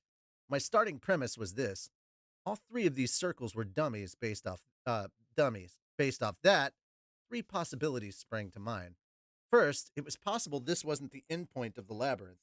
According to the book, the labyrinth had one internal rule of its own, and that rule was that the main route through the maze was composed solely of two-way circles. Following that logic, this had to be the final destination. However, the area that Roxy had wandered into before was a section of the labyrinth encased inaccessible through two-way circles alone. To get back to the main path, you had to find your way through over 31 oh, sorry. To get back to the main path, you had to find your way through over 30 one-way circles in the area. In short, the real end of this labyrinth might be located beyond a one-way circle, though I didn't think the chances of that were slim. Second possibility. Unbeknownst to the author, one of the other party members had triggered a trap right before they entered the portal. The author assumed that they were stepping on the two-way portal, but what actually happened was that someone else triggered a random warp, teleporting everyone in the room to a random location. Thus, the two-way portal actually was the correct one. Nah, that couldn't be. If such a trap were present, surely Geese would have noticed. Third, the two-way circle was actually a double circle. Portals came in a lot of different shapes. Perhaps they existed. Uh, Perhaps there existed one that was donut shaped. If so, the correct portal might be surrounded by one such donut shaped portal that was actually a teleportation trap. That was possible, right? In other words, as long as we stepped on the very center rather than the perimeter, we could reach the next floor. Idiot, I chastised myself. What do you think you are, some kind of ace detective? The most probable of these three possibilities had to be the first one.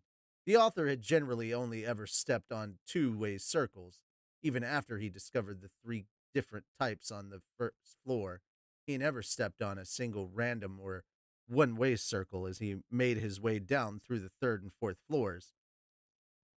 That had been enough to get him this far. Perhaps from this point onward, you had to proceed by one-way circles to make it to the end.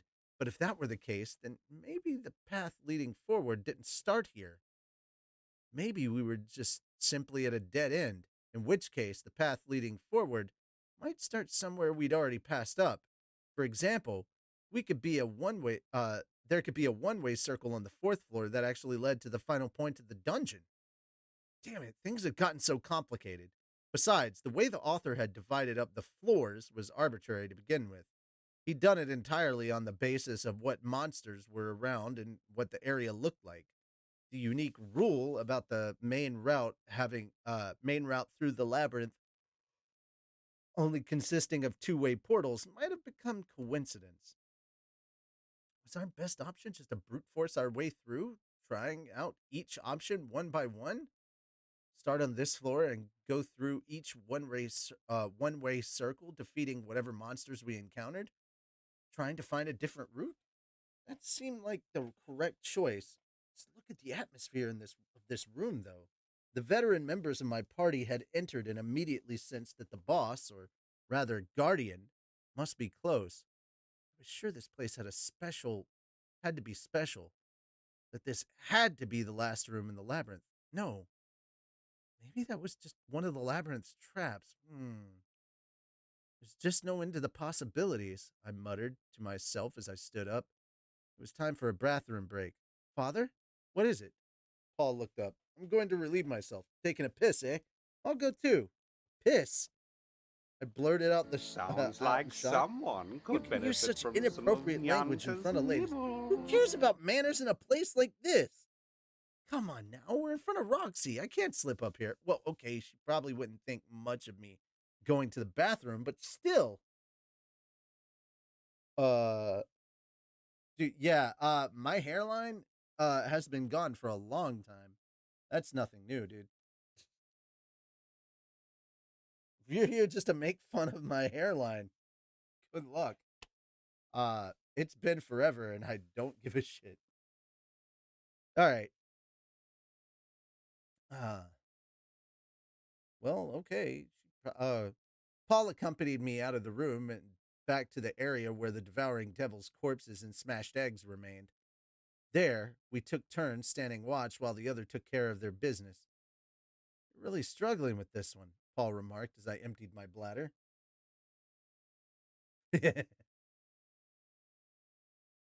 Yeah, it occurred to me that maybe this place isn't the final room of this floor, that maybe there's another route, one that we have to take in order to get to the boss.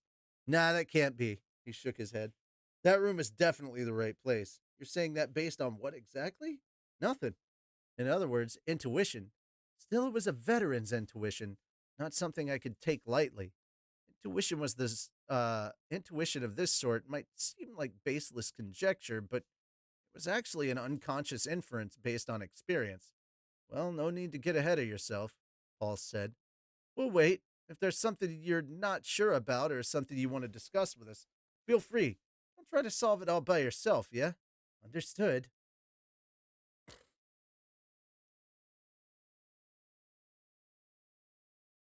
Oh, shit. Uh, bruh, thank you for the 1,000 biddies. Holy crap. Uh, Andazant, thank you so much, man. Appreciate it. Uh, bless, blessing streamers one channel at a time. I really do appreciate it. You feel me on the hairline. Yeah, dude. It happens. Mine started at 22. I'm 40. What can you do? It is what it is. Hmm. Alrighty. Continuing on. Understood. I stowed my buddy back in my pants and traded positions with Paul. Now that I was standing guard duty, I took a glance around. Oh, there's also one other thing that I wanted to talk to you about, Rudy. Yeah? What is it? A brief silence. Nah, not the time for it right now. I'll tell you about it when we get back to the inn. What is it? Please don't do that. Don't make me nervous if you don't tell me. That sort of thing is what we call a death flag, you know? The hell is that? Anyhow, if I say it right now, it'll only mess with the group's morale. I tilted my head as I heard his voice filter in from behind. It would mess with our morale? What on earth did he want to talk about then? Was it anxiety over Zenith or something else that might make things awkward between us? A reprimand of some sort? I guessed finally. Basically, yeah, something like that. True, could really screw things up if I got all depressed and couldn't stay focused in battle. You can be as angry as you want with me when this is done. Nah, that can't be. He shook his head. That room is definitely oh, sorry. I didn't go. Well, it's not like I'm angry. I just figured I'd give you a chance to prep a bit. Once we got back to the inn, huh? I hoped we would be able to rescue Zenith before then. I hope Mother is safe, I said. Yeah, me too. With just those few words in the air, and with just those few words, the air in the room turned oppressive. This wasn't good. Paul had to be feeling hopeless that we'd come this far and still hadn't found her. It was best to keep those kinds of thoughts to myself. I listened to the long, drawn out trickle of Paul relieving himself as I surveyed the area. There was one big room and three smaller ones that had been covered in eggs. Then there was the one further in with magic circles. All the smaller rooms were connected to the larger one. Something was bothering me. This room is pretty long, isn't it? Hmm? Paul grunted back. Yeah, guess so. Why? Guess so. Why? It was oblong in shape, though wide enough and so jam packed with corpses that it almost looked square at first glance. Closer inspection revealed that its length exceeded its width. It was actually rectangular. At each end of the long stretch was an attached room, though their sizes all differed. I'd seen this before, recently, and something was missing. Ah! It suddenly came to me. That's right. This looked exactly like the ruins of the teleportation circles we'd used to get here. Okay, let's get back then. Rudy, what are you doing? Paul eyed me suspiciously. I gave him a sidelong glance as I hurried back to the other members. Geese was sitting on his butt, planted on the floor, not unlike the great Buddha statue, when I called out to him. Mr. Geese, can I have your assistance? You find something? Just hurry up and come along. I dragged him with me to the center of the room. Please search around here and see if you can find a hidden staircase. Huh? Wait, I guess it would be possible. I haven't seen anything but teleportation traps up till now, but could be there's a hidden room or something. Geese, having convinced himself without any input from me, got down on his hands and knees and began searching the floor. He put his ear to the floor, face tense. Then he withdrew his short sword and began rapping the pommel against the ground. Hey, it's here! It's here! He exclaimed. Boss, there's a cave under here! Can you open it up? Give me a sec. Geese started fiddling with the floor. He moved down toward the wall, his hands grazing across the surface as he went. Then he retreated back to me. No good, I can't open it. Probably the type you gotta pry open. There won't be any problems if we break it, will there? Nah, there's no traps. Okay, boss, let's do it. Aim one right here, Geese said as he carved an X into the ground. I unleashed my stone cannon at the appropriate area. The earthen bullet was deflected with a resounding clang, leaving the floor below it indented. Did I hold back too much? A little stronger than that, he said. You can do it, right? Yes. I increased the potency and aimed another shot. This time, a much louder bang went echoing through the halls as the floor collapsed, leaving a hole in its wake. Okay, just leave the rest to me. Geese was immediately back down on his hands and knees, clearing away the rubble. Now that there was a hole in the floor, the rest was easy. It took no time at all for him to widen the cavity, transforming it into a square-shaped opening. Beneath it, stairs cascaded downward into the darkness. Amazing! Leave it to you, boss. Can't believe you figured it out. Well, I've seen this kind of layout before, I admitted. The ruins around the teleportation circle we'd used to get here had 3 empty rooms within it, and one more with a staircase. I suspected the 4th room had once looked just as simple as the rest. Perhaps the stairs that led down to the teleportation circle had once been hidden, but just like these were, back when the ruins were still in use. Each room must have been furnished, making it impossible to spot the hidden staircase with a simple glance. Perhaps the reason it was so visible now was because the covering had weakened over years, or someone had destroyed it. Okay, everyone, boss found us a set of hidden stairs. At the sound of Geese's voice, the other members got to their feet. They wandered over and examined the stairs, gaping in astonishment. Ha ha ha! Knew you could do it, Tall Hand guffawed, slapping a hand on my back. Ouch! That's my son, Paul declared loudly, following the dwarf's example with a slap of his own. Ouch! I said again. This does make sense. I seem to recall the ruins of the teleportation circle looking similar. Lindley's clapped to me. Don't get too in a tizzy. There might be traps, boss. There might be traps. Boss, pass me 3 of your scrolls, and here you go. Geese punctuated his words with a smack of his own. When I glanced over my shoulder, I saw Roxy with her tiny hand lifted in the air. Our eyes met, hers peering up from below, and her hand came to a gentle stop against my back, barely brushing against me. There, she said. You did a good job. Her expression was tinged with disappointment, as if she couldn't quite stomach the success of her pupil.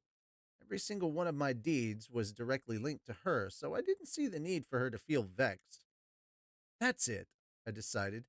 If word of this moment gets out, I'll brag that it was actually Roxy who gave me the hint. Alrighty, let's get going. Keep on your toes, everyone, said Geese. Yeah, everyone nodded together. At the foot of those stairs was a teleportation circle, a 2-way type, one that was deep blood red. And there's chapter 7. Look at that. Oh man, 553. That took forever to read. All right.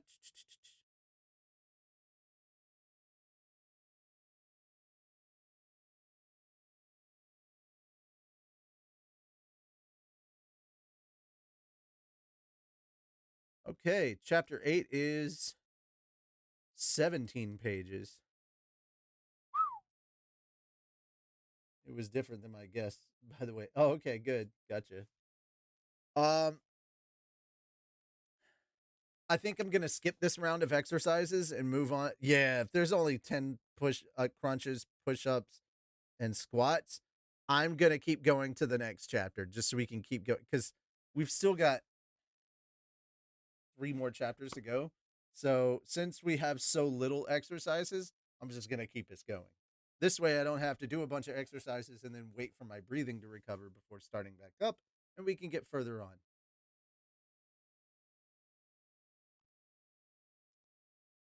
Chapter 8: The Guardian of the Teleportation Labyrinth. Up till this point, all the teleportation circles had emitted a pale light, but this one was red, a color that signaled danger. The words red zone came to mind. It's here, beyond this point, Paul muttered. That was surely his intuition talking, but what was the it he was referring to? Zenith's prison or the Guardian? Regardless, felt I felt strangely confident myself, confident that the final part of this labyrinth lay before us now. What'll it be, Paul? We still have supplies, but we can turn back now if you want, said Geese. We'd had an easy time on the 6th floor. The devouring devils had been little more than trash mobs thanks to the Tolfo route. We hadn't really used any of our supplies. We were still fully stocked. We could go on. Plus, we had plenty of time to rest in the previous room. No, let's keep going. Everyone, check your gear. Got it. Upon hearing Paul's decision, we all plopped down on the floor and began examining our equipment. Come on, Rudy. You too. Oh, come on, Rudy. You too. At Roxy's prompting, I took a seat myself. I extracted everything I was carrying from my bag, lining them up on the ground to take stock of what we had. Not that I was carrying too much. All I had were a couple of spirit scrolls. Do you want a couple of my scrolls? Roxy had hidden a few in her bag just in case the need arose. They had advanced tier magic in them. Uh, let's see. Okay, there we go. There we go. She could dish out spells fairly quickly thanks to her shortened incantations, but advanced tier magic required some lengthy chanting. There was bound to be time. There was bound to be a time when reciting the words would take too long. These were her hidden trump cards. That might be a good idea. Can I have a few of your healing ones then? Certainly. I could use voiceless magic, so I had no need of advanced tier scrolls. Healing magic, however, was another matter. It would be good to have these just in case my throat or lungs got crushed like before. Roxy passed them over to me, and I folded them up and tucked them into my robe. If I didn't end up using them, I could just return them later. Actually, I'd like to take one home and have Nanahoshi or Cliff recreate it for me. Wait, making copies without permission was forbidden, wasn't it? Though I didn't figure I'd get caught if it was just for personal use. I have no idea what kind of guardian we'll face, but we have plenty of firepower. I'll work as hard as I can to support you so you don't have to use any of these scrolls, said Roxy. Please do. I can be a bit of a coward sometimes, so please help me out if I need it. Of course, you can count on me. Roxy knocked a fist against her tiny chest. It was reassuring to hear her say that. Rudius, Roxy. Suddenly, Elinolise tossed something at us. After I caught the flying object in my hand, I realized it was a marble-sized rock, one of the numerous magically imbued crystals that Elinolise carried on her person. If you run out of mana, use those, she said. I glanced over at her. Are you sure? I'm just lending them to you. If you don't use them, hand them back later. Oh, sure, got it. It wasn't uncommon for a magician to run out of mana when exploring a labyrinth. Ordinarily, the group would withdraw in such a situation. That was why they defeated all the enemies they encountered, so they could retreat, recharge, and press forward once more. When it came to fighting a guardian, on the other hand, I'd heard there were times when you couldn't run. Apparently, you might even find yourself locked in an arena type area, unable to leave until you defeated the creature. The red circle before us looked like a two-way circle. Perhaps it was actually one way. If so, then we would need some way to recover our mana once we stepped through. Okay, is everyone ready? We rallied to our feet at the sound of Paul's voice. I glanced at everyone's faces, noticing their expressions pulled tight. I needed to put my game face on, too. Rudy, Paul turned toward me. What is it? I feel bad for saying this, to you at a time like this, but there it was, death flag. Then please don't say it. I cut him off. Okay. Paul looked disheartened. Perhaps he had damaged his perhaps that had damaged his morale a bit. But I couldn't have him say anything important before our final battle. Anything he had to say, he could say once we returned home. Okay, let's go then. We exchanged glances with each other and hopped onto the circle at the same time. All right, so here's my thing. If you're stopping somebody because they're about to say something that you consider a death flag, which is a fictional concept, by the way, but I mean, everybody has their own superstitions. I mean, people believe in invisible people in the sky. Uh, I will say this: if they go ahead and die anyway, then you literally missed out on an important conversation, and you're just gonna spend all your days wishing you'd heard it. So yeah, I'd rather hear the quote unquote death flag because you would not believe the amount of times that I've heard somebody spout off death flag nonsense, like stuff that actually is like tripping death flag after death flag after death flag, and then they survived. So let me tell you, death flags are full of shit. And the concept of them is dumb. I understand that as a nerd and someone with a Japanese upbringing, you have kind of more superstition about those kind of things. But I'm sorry, just the atheist in me thinks you're a retard. Uh, and I probably shouldn't have said that word. Uh, thinks you're a moron. How about that?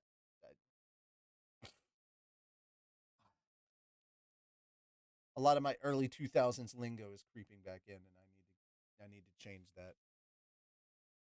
Okay. Okay, let's go. We exchanged glances with each other and hopped onto the circle all at the same time. The area we warped into was vast. It looked like the reception hall of a palace, modeled in an oblong shape the size of a baseball field. There were thick pillars at the corners of the room, and the ceiling was so high you had to bend your neck backward to see it. The floor below our feet was covered in tiles, each of which was engraved in its own complex pattern, forming a relief.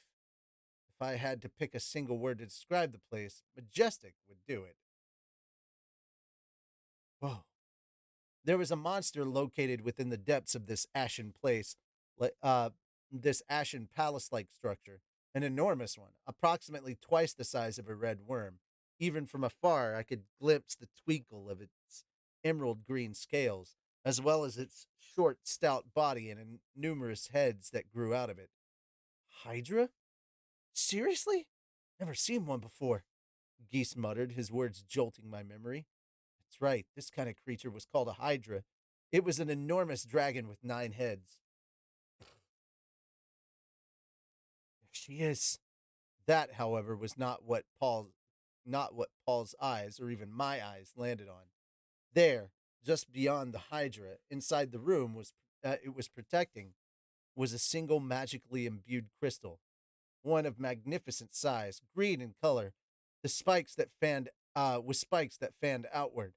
I had never seen one this big before. It was completely unlike the marble-sized ones that Elise carried with her. Not that it mattered. No, the size was irrelevant. More important was what was trapped within it. My mother. There she was, encased in that crystal. Zenith! Paul shrieked. I was utterly confused. Why? How would this happen? How was she trapped inside that crystal? Before I could express my doubts, Paul already had a sword in each hand and was charging forward. The Hydra gently lifted its sickle-shaped necks. You damn moron! Don't rush in there! Geese barked, and Linelise clicked her tongue and sprinted after him. Tall Hand went waddling behind her. She couldn't catch up to him. I'll cover you, Roxy shouted. I finally returned to my senses and outstretched my staff toward the Hydra. First, we had to defeat our opponent. I'm going to take down this monster in one hit. I charged my stone cannon with the same potency that had sent even a demon king sprawling. Silent fist of the frost god. Ice smash! Roxy recited an intermediate tier incantation and leaped into battle. A block of solid ice went plunging toward the creature, buzzing right past Paul before ping! A jarring sound like nails on glass split through the air. Roxy's eyes went round as she gasped. What? The Hydra was completely unscathed. Was it resistant to ice? The possibility crossed my mind for a split second, but Paul was already about to arrive at the creature's location. Stone cannon! I released my charged shot. The perfectly polished earthen bullet whistled through the air. It passed right above Paul's head just as he was a few steps short of the enormous serpent. Ping! Again, that ear-splitting noise. Was it deflected? I choked out in disbelief. The creature couldn't have evaded it. My cannon had to have hit. The shot was dead on. I knew it was. I was certain. But there was the Hydra towering on high as if it hadn't noticed a thing. Not a single scratch on it. Paul's battle cry was so fierce that it reached even my ears. The Hydra moved its head like a snake, lashing out at Paul as he edged close. He was sharp and precise as he evaded, moving only as much as required. In the next moment, the serpent's heads were dancing in the air. Paul's left hand sword had pierced through. His speed was astonishing. Then, for a moment, Paul's body blurred. He was so fast that even my eye of foresight couldn't track his movements. Blood came bursting from one of the Hydra's other necks. Again, his left-hand sword had sliced its flesh, though his blade lacked the necessary length to fully behead the creature. He flipped his body, taking advantage of centrifugal force to cut through once more. One of the serpent's wilting necks came crashing to the floor. In an instant, it had lost two of them. Unfortunately, Hydras had many heads. So the others came whipping through the air, surrounding Paul in all directions. He retreated a step to try to gain some distance, but the length of his stride wasn't enough to escape the Hydra's range. Paul! Lindley's finally caught up with him. She braced her shield and thrust forward with her weapon. An invisible shockwave rippled through the air. Ping! There it was again. That sound. The Hydra continued in pursuit of Paul, as if it hadn't noticed her attack at all. Rapid, muddy currents gushed forth. Flash flood! Roxy's incantation conjured water right in front of Paul, sweeping him safely out of the Hydra's range. As he spun around, somersaulting through the water, Elenius immediately stepped forward to cover him. Behind him, Tallhand skidded to a stop and began his own incantation. Although a bit irregular, our formation did now have its usual vanguard, middle, and rear guard. Still, what were the rest of us supposed to do? Paul's attacks were making contact, but my stone cannon had been deflected. Roxy's magic as well. Should I try fire next, or wind? There was no guarantee that Paul and the others might not get caught in the blast, though. What was I supposed to do? Earth Pillar! Tallhand finally completed his incantation. He was using earth magic. A boulder appeared above the Hydra and came plummeting downward. Pee! Once again, the same sound. Just before impact, the enormous rock shattered into dust and disappeared. There was that sound again, that piercing, high-pitched sound that nullified magic when it reverberated through the air. Does magic not work against this thing? Tallhand howled. Crap, what were we supposed to do? Keep trying? Or should we retreat for now? What was I supposed to do? Roxy suddenly raised her voice from beside me, distressed. Rudy, look, it's healing! I glanced up in time to see one of the stumps where Paul had sliced off its head beginning to expand, meat and muscle knitting back together. The other neck soon followed. It was regenerating. This meant that just cutting off its necks wouldn't be enough to cause substantial damage to it. Let's retreat! Roxy shouted, but her voice didn't reach Paul. Paul was whooping out fierce battle cries as he single-mindedly slashed his sword at the Hydra. His style was so reckless that it was putting Elenius, who was acting as his support, in danger. Geese! Tallhand cried. Geese dashed forward, darting past Tallhand, and sprinted up behind Paul. He gripped something in his hand and flung it at the Hydra. Pang! An explosion rippled. Dense smoke rolled out, the Hydra at its center. A smoke bomb? Geese yelled out something as he looped his arms behind Paul's, pinning him from behind. However, Geese alone wasn't enough to hold Paul down. In seconds, the latter was close to shaking him off until Linley's bonked Paul over the head with her shield. Ah! Geese relinquished his hold, spoke a few words that I couldn't catch, and Paul began hustling back towards us. Rudius! Linley's called, and my body moved. I focused all my mana that I could into my hand, conjured up a dense white mist into empty space between Paul and the Hydra, a smoke screen. Though it would through it, we could hear the rumble of the creature's approach, but fortunately it wasn't all that fast. Paul and the others were able to make their way back to us. Rudy, let's retreat! Back to the magic circle, said Roxy. Yes, teacher! I led the way and hopped onto the teleportation circle. Everyone made it out safely to the other side. Roxy, Tallhand, and Geese, as well as Paul, who was huffing and puffing. Then finally, an injured Linnaeus appeared from behind him. Blood was trickling from a wound she'd sustained on her shoulder. Are you all right? I asked. Just a scratch. A sizable chunk had been taken right out of her. Strange, given that I didn't recall her taking any hits. She explained, its scale cut me. Apparently, its outer shell was razor sharp. Basic tier healing magic was sufficient to close the wound without even so much as a scratch left behind. The same injury would have required dozens of stitches in my previous world. The magic of this world sure was convenient. Thank you, said Elinalius. Now came the issue of how to deal with the source of her injury, the Hydra. Paul plopped himself down in front of the magic circle, he fixed his gaze on it, murderous intent oozing from his body like a poison mist. I called to him, Father? That was Zenith, I'm sure of it, he said. His eyes hadn't even registered Linelisa's injury. Although she was our tank, you could say getting injured was just part of her job. Even so, please calm down a bit, I urged. Yeah, that was my bad. I'm fine now. Paul's voice was low. He was calm, but he wasn't cool-headed. The words calm before the storm came to mind. Not much I could do. He was right. That was Zenith. Even from afar, I could instantly tell it was her. I was sure Paul wouldn't be mistaken about something like this either. The person trapped within that magically imbued crystal was certainly Zenith. Why in the world was she encased in there? No, the reason didn't matter. There were many potential explanations. Maybe when the displacement incident happened, she was warped inside the crystal. It was rare for such a thing to occur, but rare just meant unlikely, not impossible. But wait, hadn't Geese told us she'd been found by adventurers? The word he'd used was captured. Hold on, did that mean Geese had known what kind of condition she was in? No, impossible. That couldn't be. It wouldn't do any good to interrogate him about the framing of his information here. I could press him for questions later after this was over. That wasn't the problem right now. Wonder if she's still alive in there, I ventured, voicing my concern. What's that? Paul leapt to his feet and grabbed me by the collar of my shirt. It doesn't matter whether she's alive or not. You're right. He had a point. That was inappropriate of me to say. Zenith's chances of survival had been abysmal to begin with. I'd even considered the possibility we might not find a body at all. Maybe nothing more than a memento, something that she'd left behind. We could at least hold on to that in our grief, if she really were dead.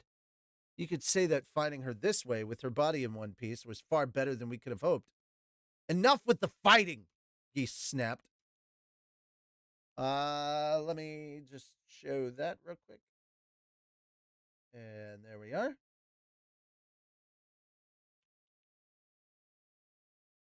But Paul just leaned his face toward me as if to intimidate me. Rudy, she's there. Zenith is there. Your mother. How can you be so calm? Would you prefer if I panic? How would me losing my composure solve anything? It's not what I'm talking about, he barked back. I knew what he meant. True, maybe I was being a bit too cool-headed right now. My attitude certainly wasn't appropriate for a child who'd found their mother after she'd been missing for 6 years, but, well, I hadn't had much contact with Zenith since I was a child. I didn't really have a strong sense of her being my mother. If anything, she was more like a person that just happened to have lived with us. After all, I'd left their house when I was 7 years old and hadn't seen her for almost 10 years. So maybe it wasn't entirely my fault that I was having a lukewarm reaction. For now, let's just get on the same page about our current predicament, I said. Huh? I ignored Paul's bluster and began speaking matter of factly. Our magic didn't work on that guardian. It has incredible regenerative abilities, and its offensive strength is so overwhelming that it broke past Miss Linelise's defenses just by brushing up against her. Then there's my mother, who's trapped inside a crystal. Frankly speaking, we don't know if she's alive or not. Piss off! I already know all that. I'm saying that's not the attitude to have when we finally found her. He's cut in again. I told you knock it off. You can squabble when we get back to the inn. This time he forcibly peeled Paul off of me. Paul spat under his breath as he plunked down onto the floor. Damn it, enough of this. He already understood the situation. He didn't need me to go spelling it out for him. It was just my attitude that he couldn't stand. Even I could agree that I was being too unemotional. But I couldn't help it. What did he want me to do? And Linley's clapped her hands together. All right, enough with the fighting. Now let's discuss. Both Paul and I took our sweet time joining in the circle on the floor. Roxy looked a bit flustered as she glanced between the two of us. It seemed I'd worried her. I'm fine, I assured her. Are you sure? It wasn't the first time something like this had happened between us. Once things were finished, Paul would come to his senses. I was sure I'd feel something too once Zenith was safe and I could hear her voice again. That's right. That had to be true. Things had just gotten a little off kilter this time. That was all. Ahem. Roxy cleared her throat. As for Zenith being crystallized, I think there's something we could do about that, she said, sounding a bit more cheerful than usual. Really? Paul looked relieved. Yes, I've heard occasional tales of powerful magic items encased in magic crystal. Once we defeat the Guardian, the crystal will liquefy and we'll be able to get her out. Or at least, so the stories say. That wasn't something I'd heard before. Still, this was Roxy. I was sure she wouldn't make things up. Yes, I know what you're talking about, Linelise joined in. I know of one other person who was once like Zenith is now, and they're still alive. That one had to be a lie. Linelius was the kind to smoothly spin a tale in these kinds of situations.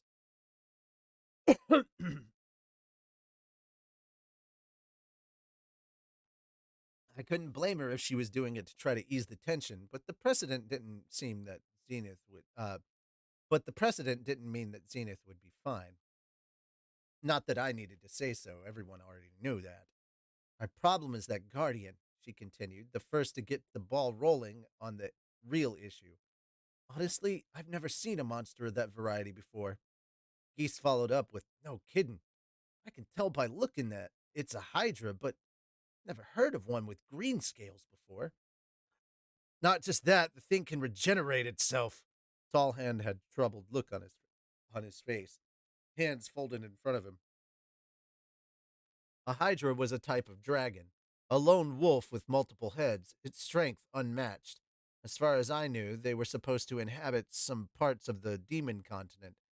There were three currently confirmed varieties, split up by the color of their scales: white, gray, and gold. There was no such thing as a Hydra with green scales. It's most likely a mantite Hydra, said Roxy. I've read about it in a book. It's an infernal dragon whose entire body is covered in magic stone scales that absorb mana. It was spotted during the Second Great Human Demon War, and according to the book, they were annihilated when the continent was split. I was sure it was nothing more than a fairy tale, but it seems it does exist. Mana absorption. Did that mean all magic was useless against us? Against it? Just to be sure, I asked, are you saying that we won't be able to damage it at all? If what I've read is true, you should be able to hit it with your spells as long as you launch them at point blank range, Roxy replied. Point blank range. That thing was huge, not to mention that it would carve you up like a cheese grater if its body made contact with yours.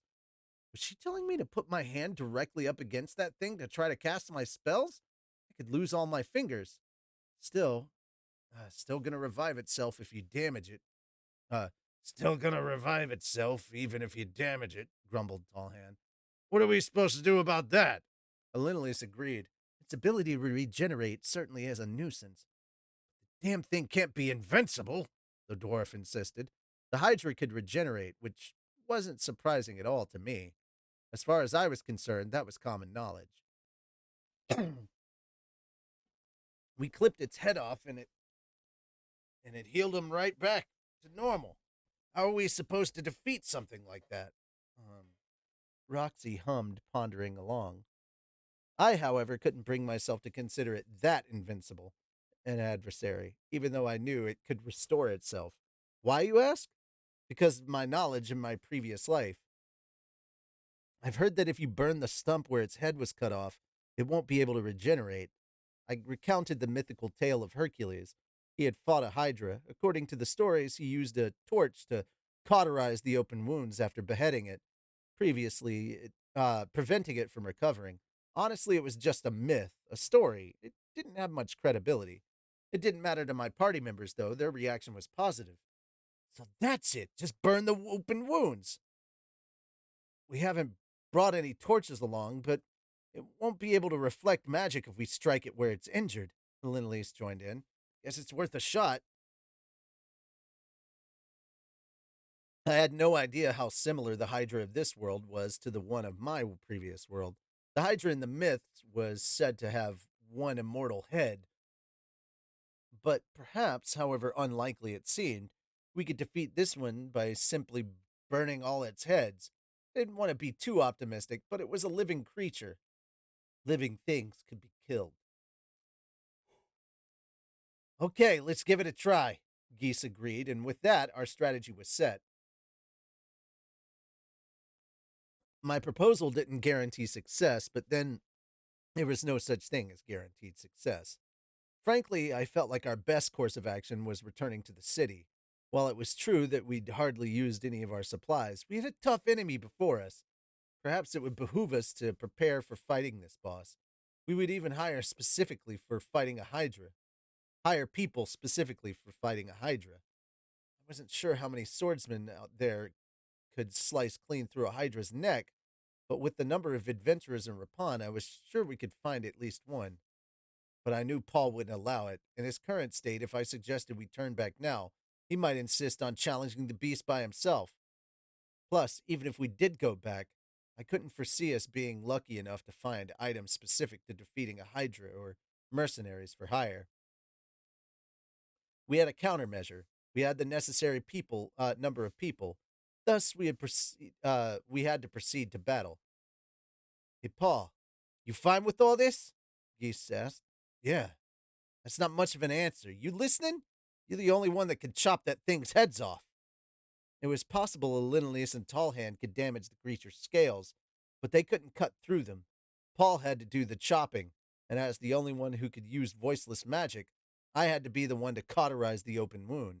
Roll division was necessary here. Depending on the situation, it might even have been to close the distance and do it from melee range. Although I would be targeting the stub of its remaining neck, there was a high chance that the scales surrounding it would nullify my magic. If that happened, the others would have to act as decoys to divert attacks that came at me. Roxy would heal them if they took any damage. That was how we split up our roles. That was how it had to be. Of course, attacks would still inevitably come my way. I was in a very precarious position. Whew. Paul expelled a breath and glanced around at all of us. Linley's, Tallhand, Geese, and Roxy. As he called their names, they all turned to look at him. You've all helped me out up till now. Years have passed since the displacement incident.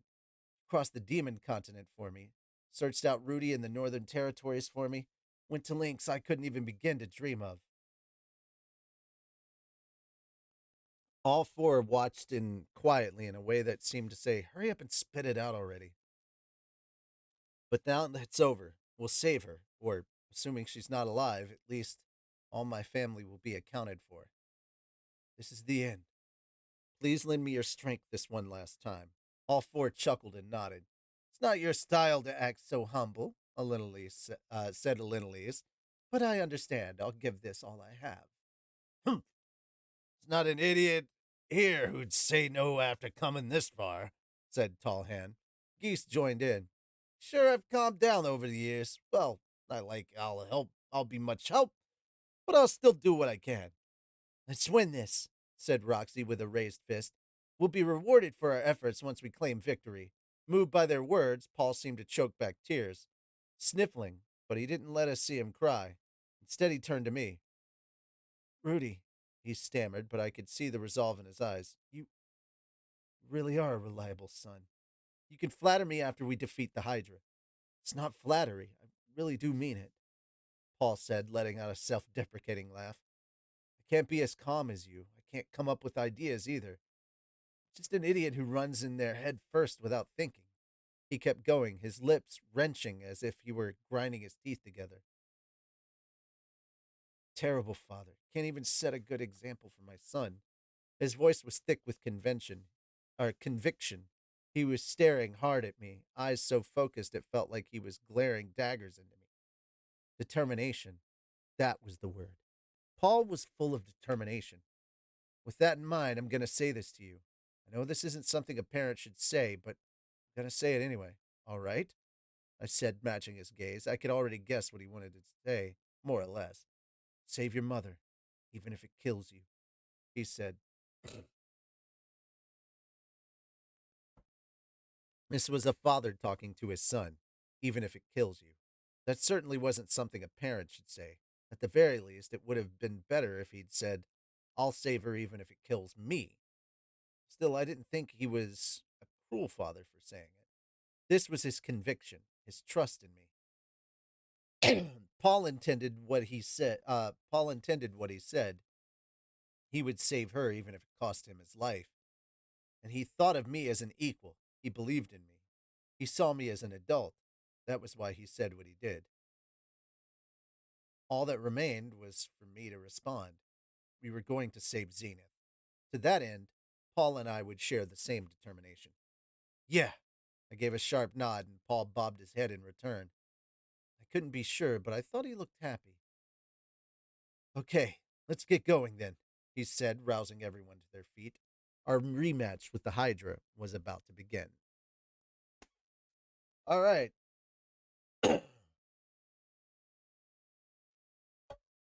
What do we got here, exercise wise? Where are we at?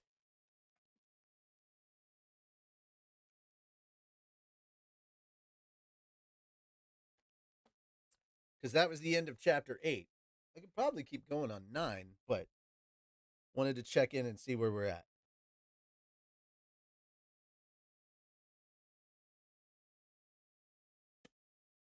There are 12 pages to this one, and Jesus Christ, this is going to be the one. This is called Mortal Kombat.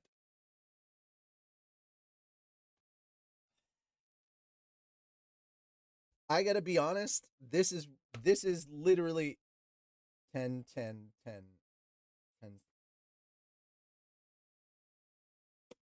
Wow.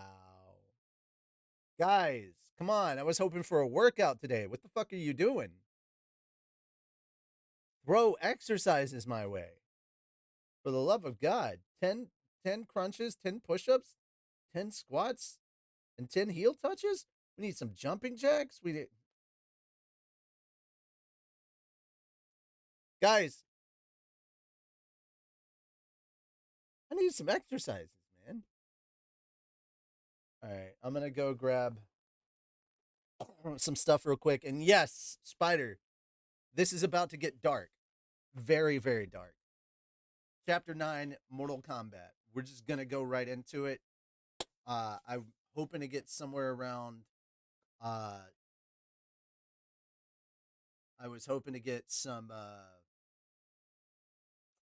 most of this done before 7. My throat is already getting scratchy. So, in the suspense of the moment, you guys forgot about the exercises. Well, here's the thing. I'm not doing them till the end of chapter 9 now because there were so few. So, 40 is the max I will do. So, you can only redeem 4 total, and most of them had 1 already. So, just needed 3 redeems for everything else. But yeah, guys. I'll be right back.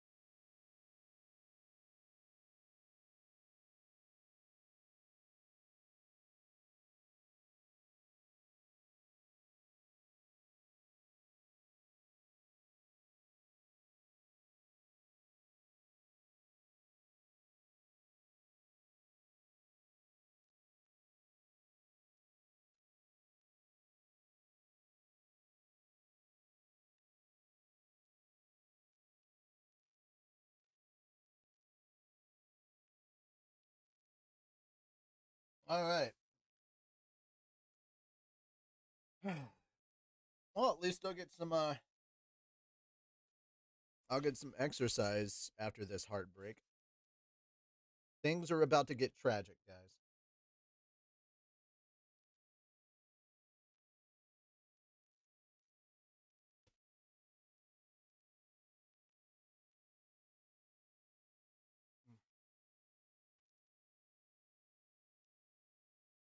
Oh yeah. Now Toby gives a shit because I brought food into the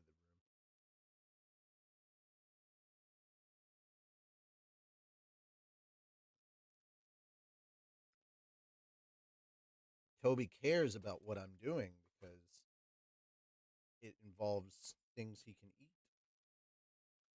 I'm giving him the crust.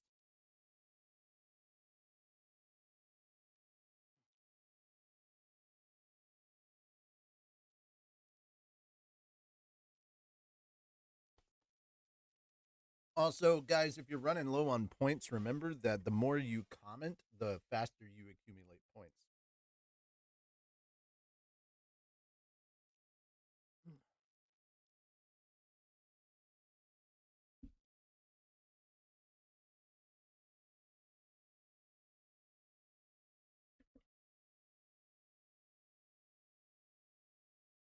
I'm not particularly trying to do an ASMR stream, so I will be muting my mic sometimes when I chew.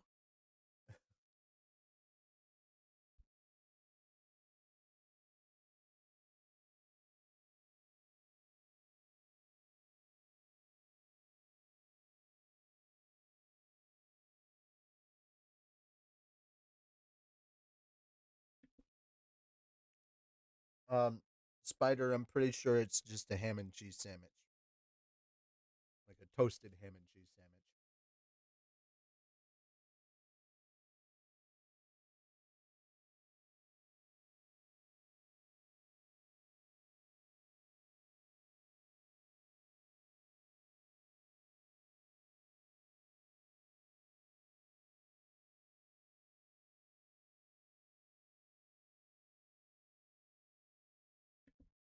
Well, this morning, um, I made myself a much fancier thing. I made a fried egg, and I had one slice of honey ham left. I had two slices of Colby Jack left, and put those all in a little tortilla, wrapped that some bitch up, and then threw it on a panini press and toasted that. And man, let me tell you, that was a good thing to have with a little bit of yogurt. Man,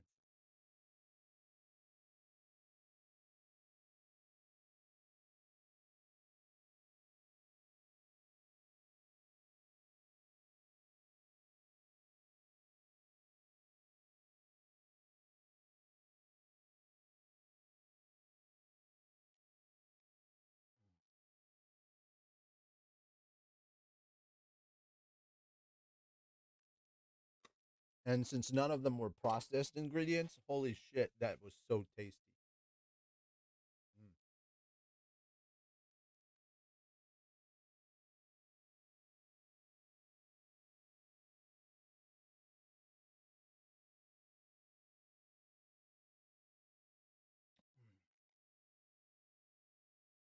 Okay, let's get this started.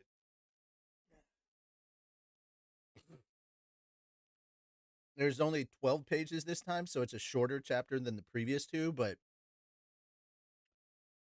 here we go. Chapter 9, Mortal Kombat. The Hydra made for an imposing figure, waiting for us in that spacious room. Beyond it was a magically imbued crystal. There wasn't a shadow of doubt in my mind that it was indeed Zenith who was sealed inside, or rather, within. Okay, let's do this. Paul dashed ahead. He crouched low to the ground like a dog, moving like the wind.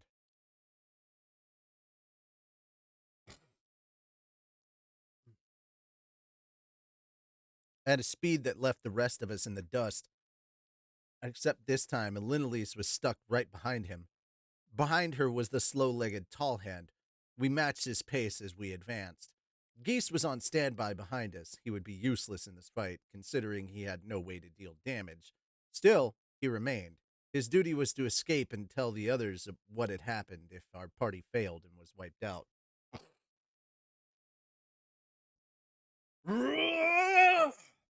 Paul reached the Hydra. In the same instant, three of its heads moved to strike. The beast was quick for its size, agile and nimble enough that each of its heads looked like weird snakes as they moved. But then Paul blurred, and in that instant, he sliced right through one of the creature's necks. Okay, this is it. Fireball! I lifted my staff and poured all the mana I could within, packing the flames with heat before launching them at the Hydra. But it was futile. The closer the fireball drew to its target, the more it shrank in size. It evaporated the instant it hit. The only thing left behind was that unpleasant screech like nails on glass. Ping! Oh, yeah. Guess I'll have to get up close and launch it directly. I sighed. I'd have to slam my fire magic into it at melee range to cauterize the stumps of its necks. Just like we planned, said Roxy. Rudy, can you do it? I got this. It's not like magic is the only thing I've been practicing, I assured, even as my heart hammered. I wasn't good in melee. All my memories of close combat were tainted with defeat, starting with Paul, then Ghislaine, then Eris, and painfully, Regard. Never had I been able to beat any of them at close range. Sure, I'd won battles before against Linnea, Presena, and Luke. There were others whom I'd bested with the help of my Eye of Foresight, too, but could any of them have beaten Hydra? Well, I didn't see how they could, not when Paul and Elenilis were both struggling. It was illogical to think I could win against it either. But I wasn't fighting alone this time. I had a team. Paul, Elenilis, and Roxy were all with me. I didn't know the extent of Tallhand's power, but if he was at all comparable to the others, he would prove useful as well. I moved as swift as I could, coming up just behind Paul.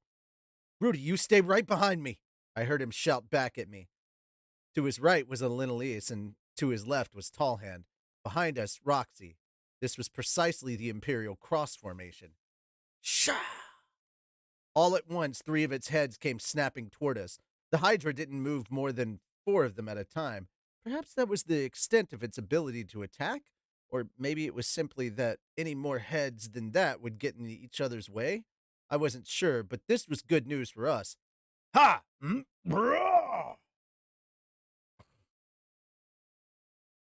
Well, you know what? I don't have a way of simulating nails on glass, Spider. So I'm not gonna make a set. It just says ping, and that's how I'm gonna say it. If you don't like it, go find some nails and throw them against glass. There you go. Smart ass.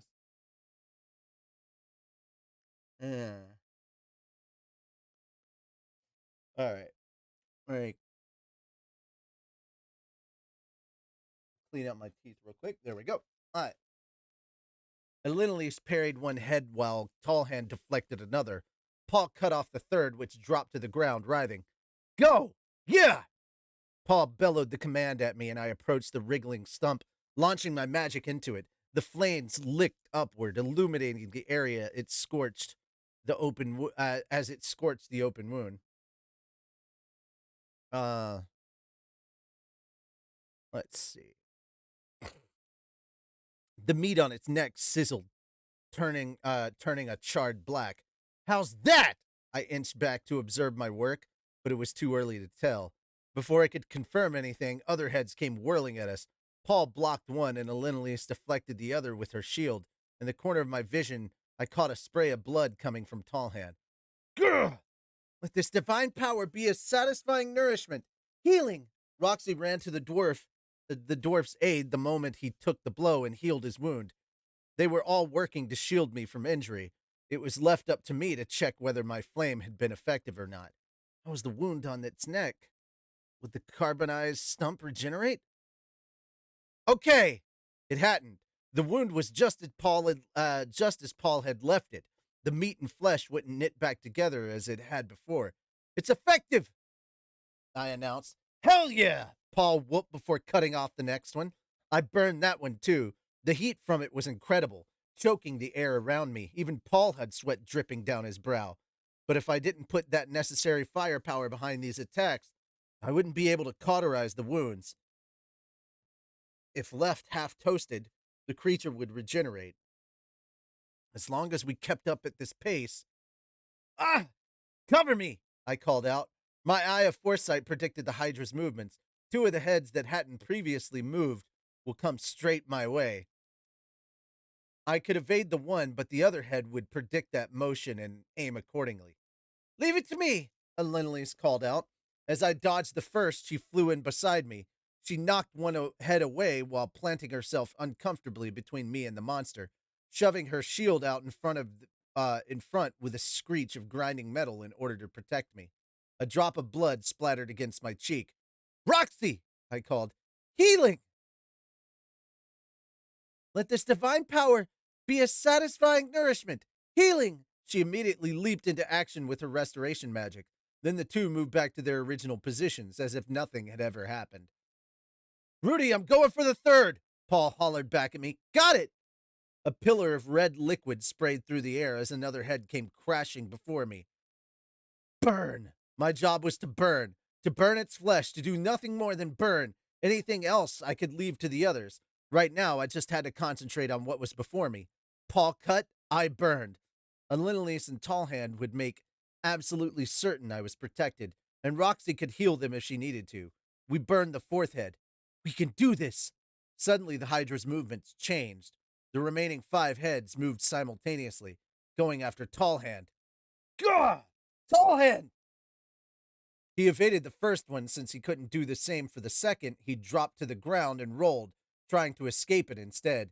As soon as he did, its scales clipped him and his heavy armor went flying, clattering as it tumbled across the ground. His butt was planted firmly on the ground by the time he blocked the third with his axe. As for the fourth, he couldn't even defend himself. It snapped at his feet. In seconds, Tallhand was suspended in midair. The fifth swooped in, jaws bared, teeth to snap his torso in two as he dangled helplessly. Then, yeah! A low boom resounded as a head hit the floor. The tragic, fleshy stump of a dwarf's neck that was nowhere to be found. It was the Hydra's head that had been lost. Paul had sawed it off. Sorry about that, and thanks for the help, Tallhand said. I'll burn it now. Let this divine power be as satisfying nourishment. Healing. Tallhand's voice, then mine and Roxy's respectively. All 3 of them could be heard simultaneously, all taking different actions. I burned 2 of its stumps at the same time. There were only 3 left. It was then that the Hydra's movements changed once more. The creature was beginning to stagger back, as if frightened by us. We could do this. I'm going to press the attack, Rudy. Paul leapt forward, but my legs were frozen. Wait. Wasn't this a trap? I had a feeling we shouldn't attack when we had no idea what our enemy might be scheming. That ill premonition drifted through my head within seconds, and in that next instant, what? It was one of the Hydra's heads. Unbelievable, it was chomping off the burned stumps with its own flesh. What the hell? As we watched, meat and bone knitted back together. Shit! The cauterized wounds couldn't heal, but they could go right back to normal if the Hydra managed to chomp them back open. Don't give it a chance to regenerate! Yeah! Alenelise let out a fierce cry and swept toward it. She closed the distance, then thrust her gladius at one of the heads that was beginning to heal.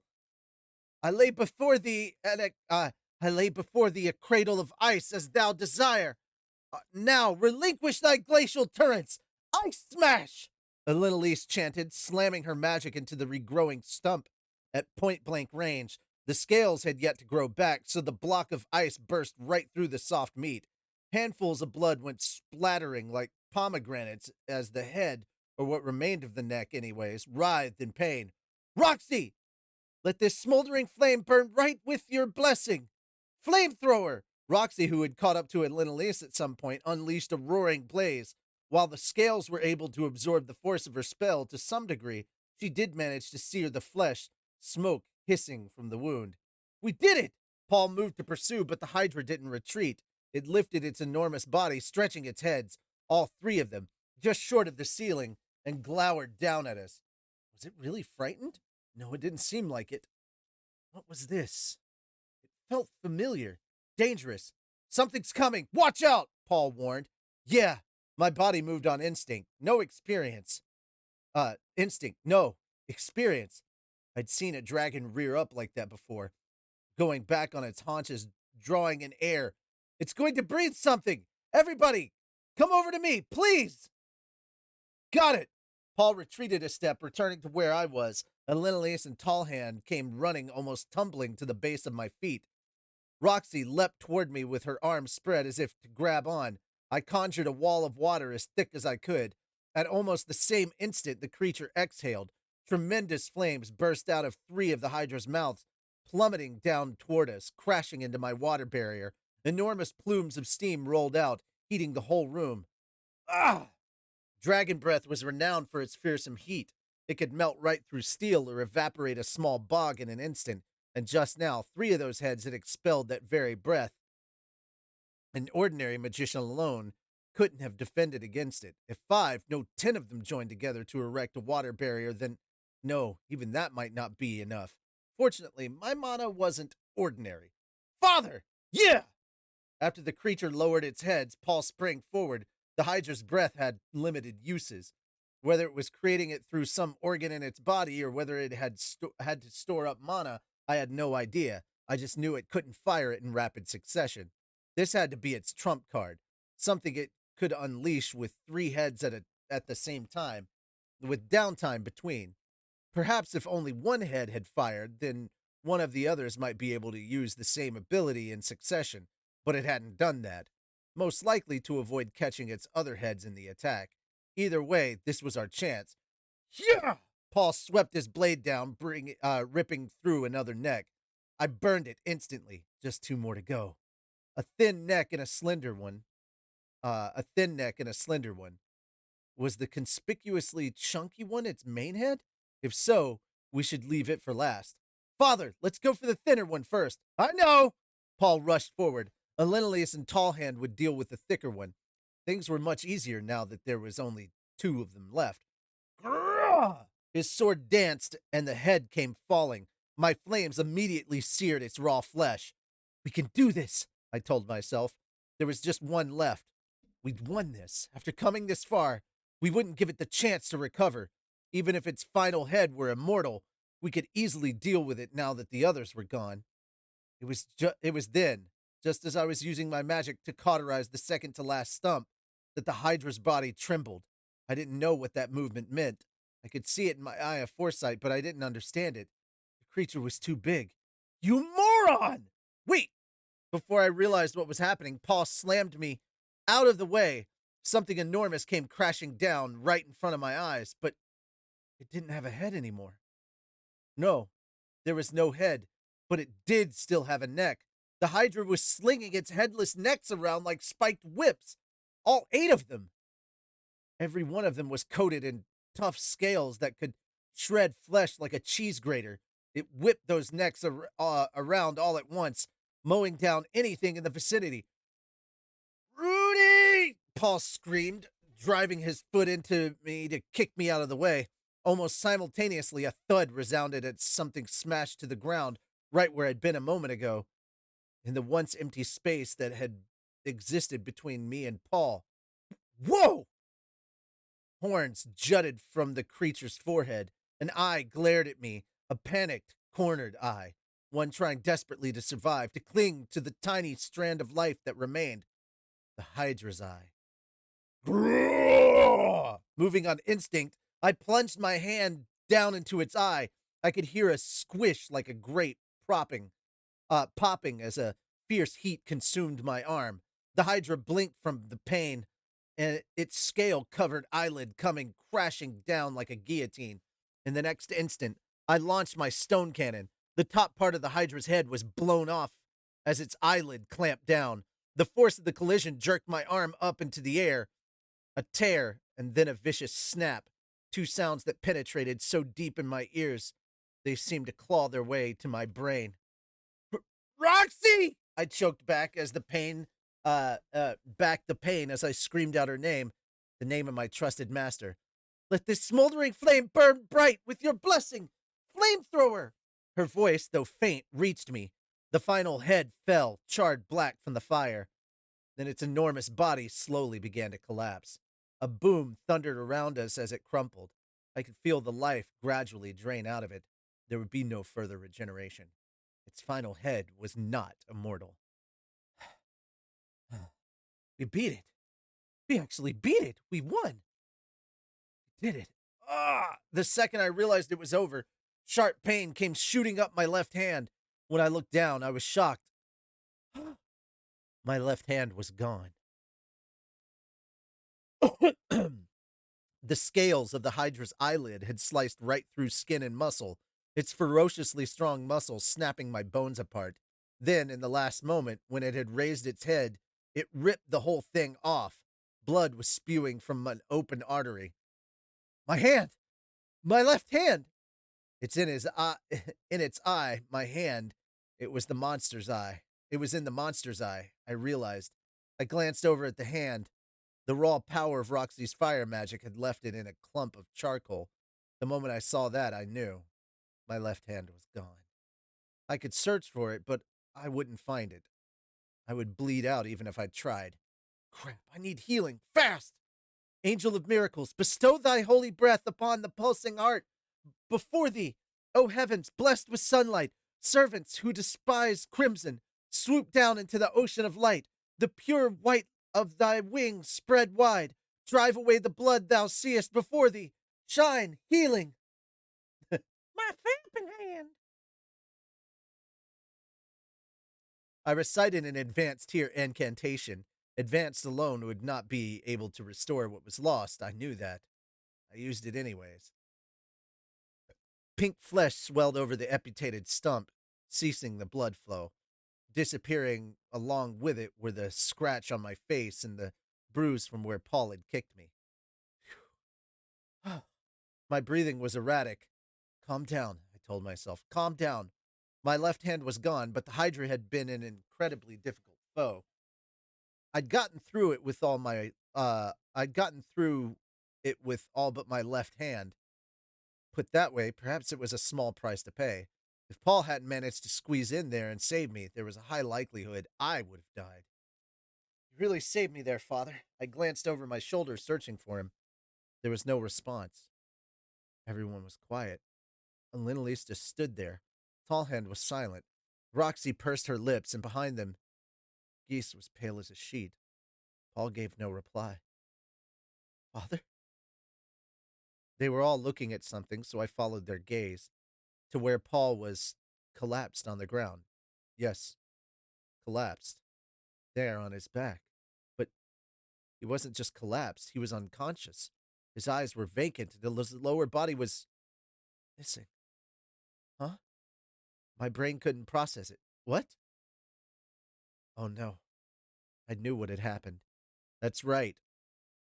I'd seen it myself. Paul had kicked me out of the way because the spot where I'd stood was exactly where the last head came slamming down. He had to kick me as hard as he could to be able to move me. I wasn't a child anymore, so he had to, you know, thrust his lower body forward for the kick to have power behind it. Normally, that kind of kick would send a person reeling back from the recoil, but Paul was a swordsman, a skilled one, who could wrap themselves in battle aura, one with physical strength. So when he kicked me, his body didn't move. That meant the place where I was at. I mean, the place I didn't want to understand it. But why? The moment I strangled out those words, Paul's eyes moved, landing on me. I met his gaze.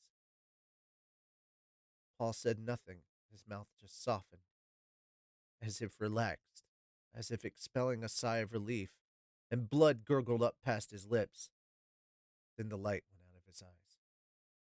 Paul was dead.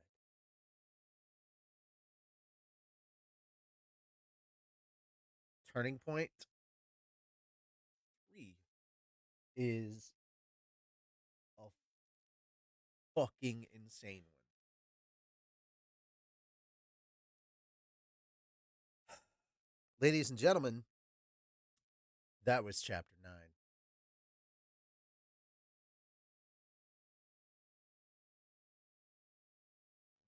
Yeah. Crazy, right? Oh, man. All right. So, I'm going to do the exercises, but I'll leave it up to you if we're going to do chapter 10. Let me check real quick, see how many pages there are in this. One, two. Oh, hang on. Two. Oh, 11. That's not so bad. I can do it. Funny enough, regardless of the choice, he would regret it regardless. He would have ended up regretting. If he hadn't gone, he would regret it if he had gone. He was going to have regrets regardless. All right. You know what? Since we got a full house, I'm just going to go ahead, finish this up. And at the end of this chapter, I will do all my exercises. All right. There we go. We're just going to blow through this chapter. Chapter 10 Parents. In the exact moment that the Hydra breathed its last, the magically imbued crystal it had been guarding liquefied, and Zenith collapsed onto the ground. She was alive, although still unconscious. There was no mistake that she was breathing. There were dozens of enormous, magically imbued crystals in the area, and the ground was littered with magic stones that had comprised the creature's scales. Further within were a plethora of fallen magic items, too. They would net a fine price, but not one of us was in the mood to start collecting them. I felt light, unsteady, as if I were in a dream. If someone called out to me, I would reply, but my mind was otherwise empty. It was almost as if someone else was answering for me using my mouth. Much to my own surprise, I was able to make short work of the unfinished task that remained afterwards. We cremated Paul's body there in that room. My feelings about it were complicated. Part of me wanted to take him home to at least let Zenith see his face even though he'd passed. But in the end, I followed everyone's recommendation for his funeral. My fire magic was enough to reduce him to bones in a matter of minutes. When Linnaeus warned that burying him like that could result in him reanimating as a skeleton, I did as she proposed. I crushed the bones down, conjured a jar with my earth magic, and poured them inside. He'd left only 3 personal belongings: the metal breastplate that had protected his torso, the magical sword that could deal massive damage to tough opponents, and finally, his favorite weapon that he'd kept at his side since before I was even born.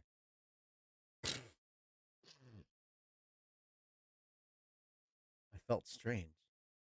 I couldn't put my finger on what this emotion was, but it felt like a weight was crushing down on my chest. Let's go home. I wasn't very useful on the way back. We beat our enemies, and I was able to use my magic, but my feet were unsteady. It was as if I wasn't walking at all, but rather floating. Had it not been for Roxy, who was pressed close beside me, I might have stepped onto a teleportation trap. No matter how many mistakes I made, no one said a word to me. Not a Linnaeus, not Roxy, not Tallhand, and not Geese. No complaints, no consolations. Everyone was at a loss for words. Zenith was carried the whole way on someone's back. There were some intense battles as we hiked up to the surface, but she never woke. It made me anxious, but the fact that she was still breathing meant she was alive. At least, that was what I tried to tell myself. It took us 3 days to make it out of the labyrinth. I couldn't really remember what the 3 who welcomed us back to the city said when we arrived, but Alinlius and Geese explained the specifics to them. Shira collapsed in tears. Vera sank to her knees with a look of shock. Even as I said that, I couldn't say anything. Not a single word. Lilia was different. Her face was a mask, revealing nothing as she looked at me and squeezed her arms around me. Then she said, "It must have been difficult.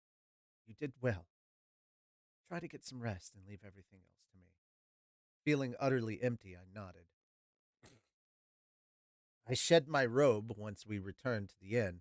There was a hole in the shoulder when I knew I needed to stitch clothes, but for now, I just tossed it to the corner of the room along with my staff and equipment bag. I tossed it all into a pile, then I collapsed onto my bed. That night, I had a dream. In it, I was back in my old body, back to being the slow witted, self demeaning shut in. But this time, the man god was nowhere to be found, nor was the white room in which he always resided. This was a memory from my previous life. Yes, a dream of what had once been.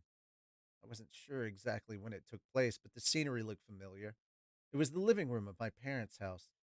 The two of them were there, talking about me. I couldn't hear their voices, perhaps because it was only a dream, yet strangely I knew it was me they were talking about. They had been worried about me back then? No, had they been worried about me back then? I left that world without ever discovering the reason for their deaths. Considering they'd both gone at the same time, I assumed illness, maybe an accident, or perhaps suicide. I wondered what they'd thought of me just before they died. Did they consider me nothing more than a shameless shut in? Were they vexed by how I'd turned out? Ashamed? I had no idea how they truly felt. My mother would still pop in to see me occasionally, but at some point, my father had stopped saying anything to me. Did I even cross their mind when they died? I wondered. What about me? When they died, I didn't even go to their funeral. What was I doing? I didn't pick their bones from the ash after cremation like a child should have done. What the hell was I doing? Why didn't I even go to their funeral? I'd been scared of the way people would look at me when they saw me. I wasn't even trying to be sad. Of the way they would look at a piece of shit like me, a shut in, their hostility, their contempt. But that wasn't the whole story, of course. I wasn't an honorable human being. At the time, I didn't feel even an ounce of sadness that my parents had passed. I didn't love them enough to grieve their absence. I was less worried about losing them and more concerned by thoughts of, oh shit, now what am I going to do? Couldn't even look directly at my own future. I didn't mean to justify my behavior, of course, but I also couldn't help it. Imagine being backed into a corner, losing the last source of salvation you have, being suddenly plunged into a vast ocean before you'd even had a chance to fill your lungs with air. Anyone placed in that situation would look for a way to escape from reality. Sure, I regretted not doing more, but I could only blame myself so much. Still, if nothing else, shouldn't I have at least attended their funeral? I had no idea what I'd been thinking back then, but shouldn't I have at least looked at their faces after they passed? Shouldn't I have at least picked their bones? How had Paul looked after he passed? It hadn't been satisfaction written on his face, but I did see the edges of his lips curl into a smile of relief. What was it he tried to say there at the end? What expression had my parents from my previous life worn on their faces when they passed? Why didn't I look back then? I wished I could go back now and see. I felt awful the next day when I awoke. An intense desire to do absolutely nothing weighed down on my entire body. In order to escape from the feeling, I forced myself out of bed and moved to the neighboring room where Lilia and Zenith were. When she spotted me, Lilia stared in amazement. Lord Rudius, you've recovered already? Yeah, for the moment. I can't be the only one to take it easy, right? I'm certain no one would complain if you were to rest a bit more. Honestly, I did want to crawl back into bed as she suggested, but the sense that I had something to do, had to move, was even stronger. Please let me stay here. All right, she said. I understand. Feel free to sit. In the end, I stayed there, and the two of us watched over Zenith together. She'd been sleeping for days by now. It had taken 3 days to leave the labyrinth, a day to get back to town, and even now she didn't wake. Her outward appearance suggested nothing unusual. She merely looked like she was sleeping, and though she'd been bedridden for days, there was no sign that she was losing weight. She looked perfectly healthy. I'd thought she might look a bit older, but that wasn't the case. Both her cheeks and hands were warm, and if you pressed your ear close to her lips, you could hear her breathing. It was just her eyes that wouldn't open. Maybe she would stay like this forever. Perhaps her body would deteriorate and she would die. That thought briefly passed through my mind. I didn't give voice to it. Unnecessary words were better left unsaid. Lily and I watched over her quietly. Occasionally, Vera and Shira would come by, chatting about this or that. Whatever the conversation was, it didn't stay in my head. The two of us shared meals together, though I had little sense of even being hungry. I barely swallowed anything. I tried to wash what I could down with water, but the food stuck to my throat and made me gag. It wasn't until early afternoon that Zenith showed any signs of change. There, right in front of us, she let out a small groan and slowly lifted her eyes open. Mm. Those present were Lilia, Vera, and myself. Vera immediately burst out the door to go inform the others. Lilia and I remained, watching as Zenith tried to lift herself up. It should have been difficult after being bedridden for days, but with a bit of assistance from Lilia, Zenith was able to lift her upper body almost entirely on her own. Good morning, my lady. Lilia smiled as she greeted my mother. Zenith regarded her with a face of someone who hadn't completely shaken off sleep yet. Mm. Her voice was a voice I recognized. Thinking back, it was the same one I'd heard the first moment I was born into this world. Calming one. Relief washed over me. Paul had died, but at least the person he'd tried to rescue was now safe. Safe and alive. His hopes had been realized. I was sure she'd be sad when she learned of his death. She might even cry. Still, at least the three of us, Lilia included, could share that loss together. Mother. I didn't have to tell her about it right now. I could save that until things calmed down a bit more and she understood what was going on. We could take things slowly, one step at a time. It wouldn't be wise to force the harshness of reality on her all at once. First, we needed to rejoice that she was alive and that we'd finally been reunited. We could be sad later. Hmm? Zenith tilted her head slightly. I stilled my heart. She had forgotten me. I couldn't blame her. The same had happened with Roxy. As the days and months turned into years, my face had changed. It might be a bit of a shock to her now, but I was sure we would both laugh about it in the years to come. My lady, said Lilia, this is Lord Rudius. 10 years have passed since you last saw him. Zenith stared at me vacantly. Then she looked back at Lilia, her eyes a mirror, empty, reflecting only what they saw before them. Hmm? She tilted her head again and Lilia's eyes went wide. Something was wrong. Strange. She wasn't speaking. All she did was groan. Plus the way she moved, it was as if she'd forgotten Lilia as well. It was one thing to forget me, but did she truly not recognize Lilia? The maid had aged, admittedly, but she hadn't changed that much. Her hair and even her clothes were the same as before. Oh, ah. Her voice was clumsy. Her eyes were blank, and she could form no words. All she did was stare at us. My lady, could it be that... It seemed Lily had realized it too. I knew what words lay unspoken, hanging in the end of her unfinished sentence, but my heart was quick to dismiss them. Both of us tried numerous times to talk to her. The conclusion came quickly. Zenith reacted to our voices but produced no words of her own, nor did she show any signs of comprehending what we said.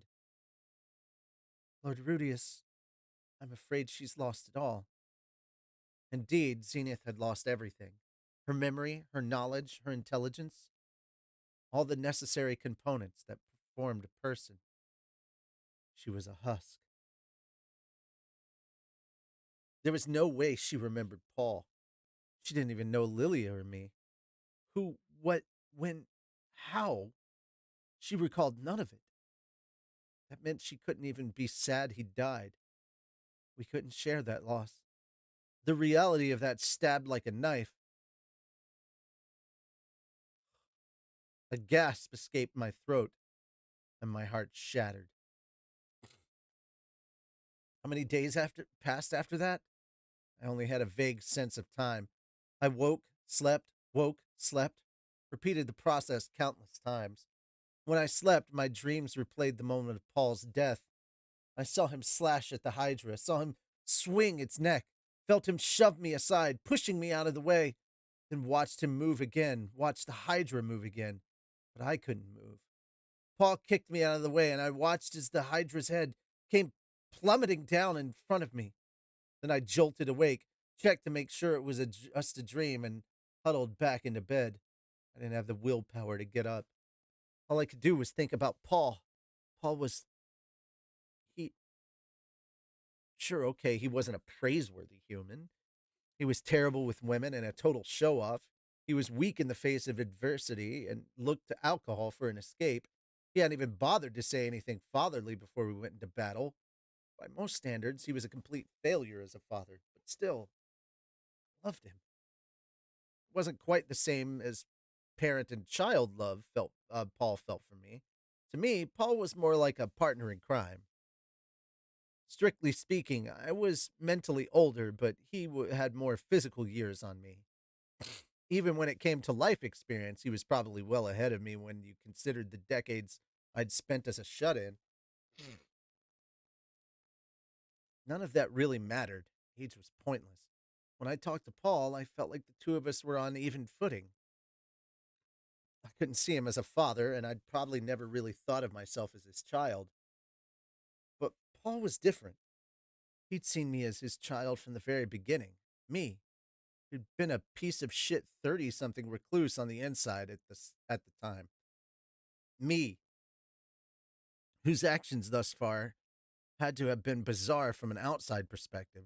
Still, he regarded me as family, never turning his eyes away. There were areas where he failed as a father, but he never faltered in considering me family. Never once did he treat me like a stranger. I was always his son. Despite my abnormal abilities, he still saw me as his son, faced me head on. He was a father. He always had been, even as he carried burdens far too heavy for him. He acted as a father and continued to do things for the sake of our family. At the end, he'd even shielded me, used his body as a father to protect me, his son. He'd bravely put his life on the line, as if it were the most natural thing in the world. And he died. It was strange. I wasn't even his child, but Paul was still my father. Paul had two real children, not fakes like me. Actual, honest to God, real children. Two sweet, genuine daughters, Norn and Aisha. If you were going to shield anyone, it should have been them. Plus, he had two wives, right? Spent years desperately searching for one of them, Zenith. The other, Lilia, had been there to support him until then. Two wives and two daughters. Four people in total. The hell are you doing leaving them behind, huh, Paul? I thought angrily. Weren't they important to you? But maybe I was just as important to him, too. Two wives, two daughters, and one son. Maybe they were all equally important to him. I'd never seen him as a father, but he thought of me as one of the most important people in his life. Fuck, why, Paul? Break. You said it so many times. Rudy, I see you as an adult now. I see you as a man. I got married, bought a house, took guardianship of my sisters. Of course I felt like an adult. Came to help you, worked hard in that labyrinth. I saw myself as an adult. You did too, didn't you? That was why you said what you did at the end, right? Save her even if it kills you? So explain to me. Why? Why? Why did you shield me if I'm an adult? What am I supposed to say to Norn and Aisha when I get home? How am I supposed to explain what happened? What am I supposed to do with Zenith the way she is now? What am I supposed to do from here on out? Tell me, Paul. You were supposed to decide this, weren't you? Damn it, why did you have to go and die? At least if I had died, it would be him here anguishing over what to do instead. Better yet, if neither of us had died, no one would have to suffer. Can't do it. Sadness bubbled up with me. I couldn't stop the tears that came flooding out. In my life, my previous one, that is, I didn't even cry when my mother and father had died. I hadn't even felt sad. Now that Paul was dead, the tears came naturally. I was sad. I couldn't believe it. The one person who had to be here, was supposed to be here, was gone now. Paul was a father. Paul was my father.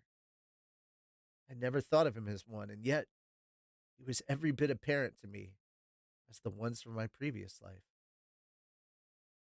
I thought, cried until I was exhausted. I don't want to do anything. I lounged lazily about my room. There were things I needed to do, I knew, but I couldn't find the will to do them. I didn't have the strength to leave this room. I slept, woke up, sat up, adjusted my posture, and let time slip by. Lilius and Lilia came to visit in the midst of this. They said something to me, but I wasn't sure what. It was almost as if they were speaking a foreign language and my brain couldn't comprehend the words. Not that it mattered, I wouldn't have been able to reply even if I did. I had nothing to say, no words to speak to them. Just maybe I had been able to wield a sword a little better. Then I could have chopped off the Hydra's head. Maybe then Paul wouldn't have died. Two of us could have worked on chopping while Roxy roasted the open wounds. We could have defeated it easily if we had done that, right? If only I could wrap a battle aura around myself. If only I could move a little faster. Then Paul wouldn't have had to shield me.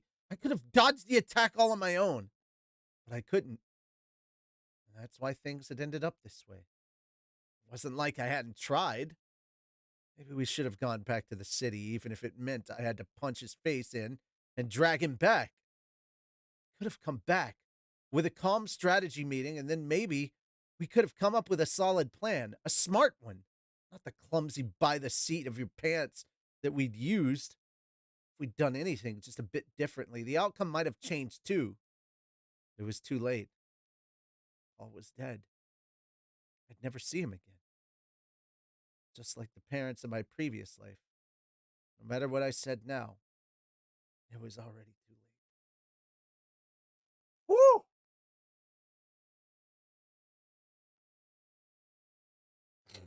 Now you know why I had to go ahead and get chapter 10 out of the way. Because it is the most, like, I did not want to start off with a chapter that emotionally draining. Fuck no. That shit would have been crazy to start off with next week. Ah. What you guys think of that chapter, by the way? Or my rendition of it? Do you think I did? Here's my real question. Do you think I did that chapter justice at all? I mean, I had to go to some places that I have not visited in years in order to try and bring those emotions to the front. For those of you that don't know, when I was 10 years old, I lost my father to suicide, my biological father. And this is before my current father that I have now, my current stepfather. My previous stepfather, my mom had just divorced him. He was an absolute piece of shit. Uh, and my dad helped us move into our new apartment, and then he committed suicide shortly before it was his turn to take me in. And yeah, it was ridiculous. It was that, and there's another like there's a couple of hard hitting deaths. I don't have any more grandparents living. Uh, I mean, I never knew my grandparents on my father's side. Um, my biological father's side, I only knew my aunt, his sister, and that's it. That's it. My grandma and grandpa Mac. I didn't know them much, and I didn't know my aunt Marilyn on his side of the family. His family just never interacted with me, so I don't have any major concerns. So I wasn't attached to that. My mother's parents, however, Dewey and Wanda Jones, or as we called them, Nana and Pap, they both passed over the last decade, and yeah, their deaths hit kind of hard. But yeah, this is taking me back to like I had to go back to kind of like 10-year-old me and like kind of re-experience some of those emotions, or just so I could kind of, because there's a lot of stuff that this is why I think that Mushoku Tensei is such a good series. Like, for all the shit you may think of Rudy, you may hate how he is in the early version. The adult half is where the good shit is. Um uh Wait, what? Spider? If the anime goes this far, it's going to be heavy. No, this is it. This is season 2. This is where season 2 ends. They've already confirmed this is season 2. Like, season 2 is going to be broken into most likely going to be broken into cores again. Like, there's going to be core 1 and core 2, but it's all season 2. Yeah, they've confirmed it's going to go all the way through volume 12. We're getting this in the second season, and they've already confirmed they're working on season 2 and 3. So they're working on season 3 right now, and I'm pretty sure I know where season 3 is going to go, and it's going to be some crazy shit. We're still 3 volumes away before Eris and Rudius finally reunite. That's going to be a thing. Because what made them separate in the first place is the same thing that makes them reunite. And get your minds out of the gutter, I wasn't referring to sex. The thing that caused them to separate was Orsted. And guys, with such a major event like that, you know he's going to be back. So Orsted is going to show back up later on, and that's how Eris and Rudy are going to end up meeting up again.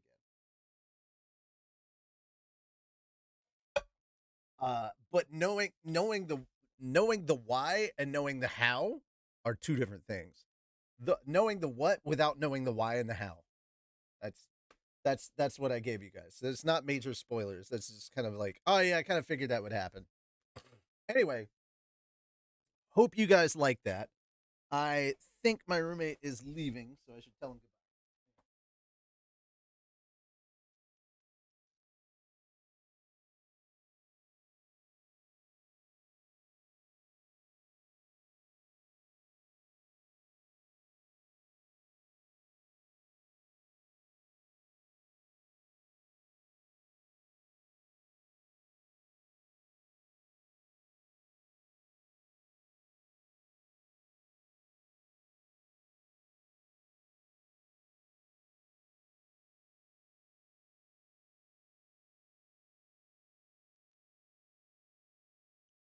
I was mistaken. He is not heading out just yet. Hello, Cross 12. Uh, so we're just gonna go ahead and get the exercises out of the way, gang. We're just gonna get those out of the way. So let's get started. Oh, jumping jacks.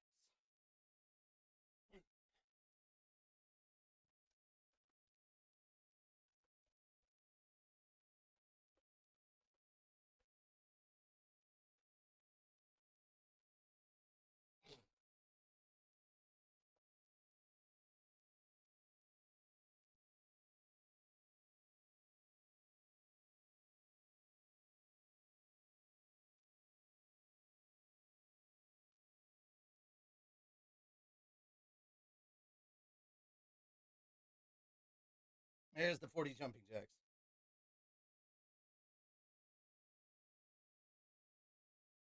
Okay. What I was getting at really quickly, a lot of the thoughts that went through Rudius's head and a lot of the emotions and stuff that he was experiencing are real legit things that I went through for 6+ years. Cause that's the longest I've ever experienced a strong emotion. I had massive levels of depression for 6 years. And that is the strongest, longest emotion I have ever had in my ADHD life. But once it washed away, I kind of became accidentally apathetic to just about everything. All right, let's get the squats going.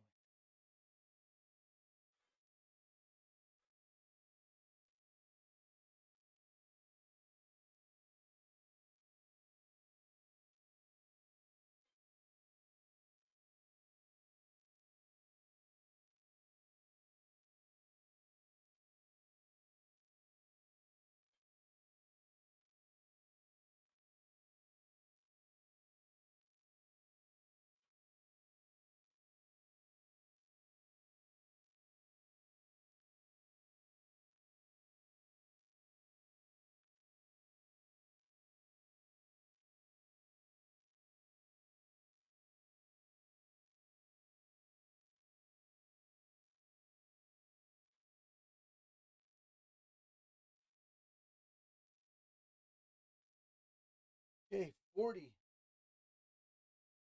Okay, I'm going to go ahead with the planks now.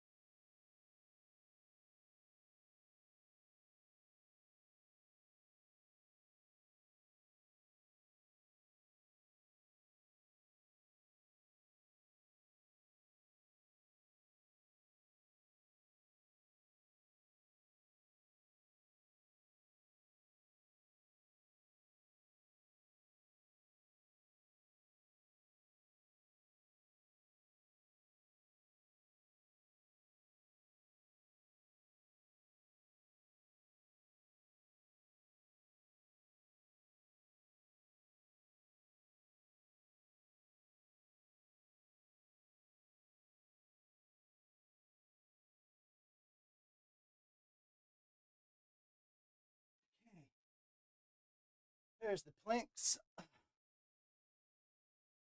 Heel touches.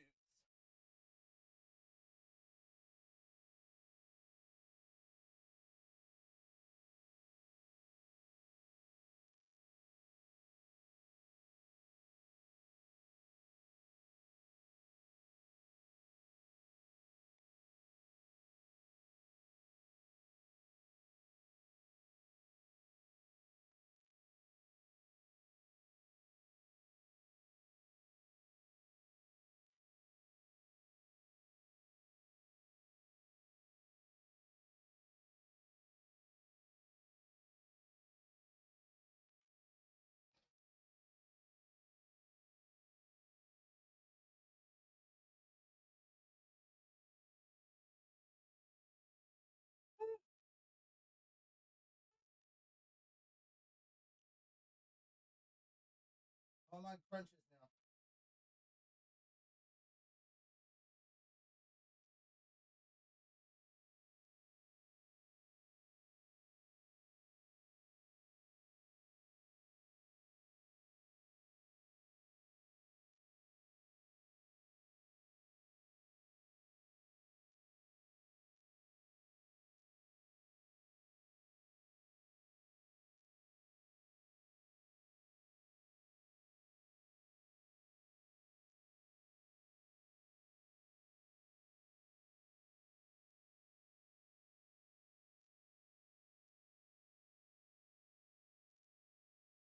Okay, all that's left are the push-ups.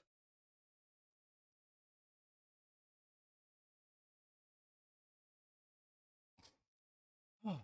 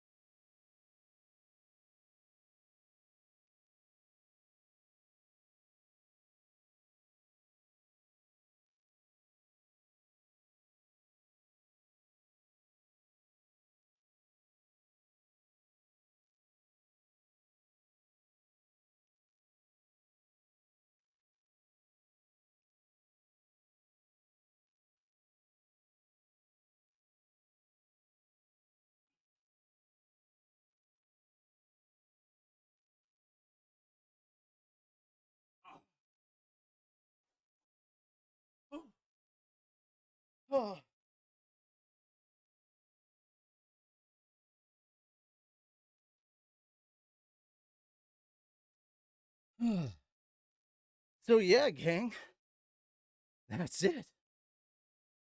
I hope you enjoyed this episode of the reading.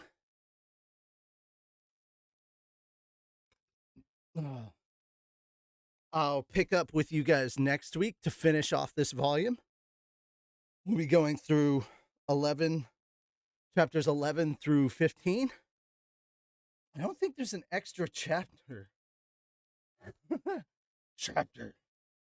I don't think there's an extra chapter this time around. Let me look to find out.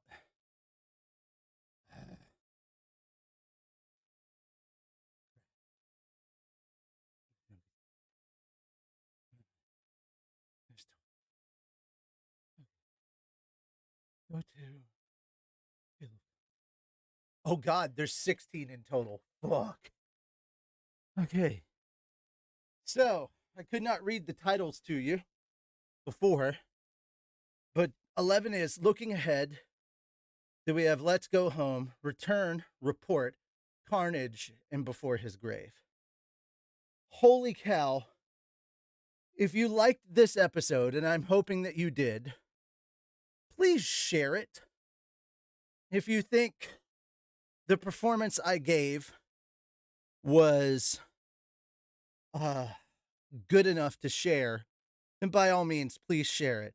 I have thought of possibly turning these into YouTube VODs, but again, we're just worried about if YouTube would let us or not. Otherwise, I just make a channel specifically for these and just call it Fat Dog Light Novels. That having been said, though, guys, thank you so much for coming by and hanging out with us. We really appreciate it. I definitely do. I'll see you guys again Monday. We'll be doing hopefully more What the Fell. And then we'll be doing more slime later on. You all have a wonderful night. And I really appreciate it. So once again, thank you for all the exercises, and thanks for the 1,000 biddies, guys. That was crazy. I was not expecting that. Really do appreciate it, though.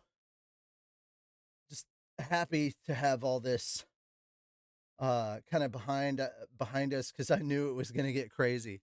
This book, like, I knew this volume was going to be the tough one, and it's not the only one. There's more ahead. But I'll see you guys all later. Thank you so much. And you all have a good night.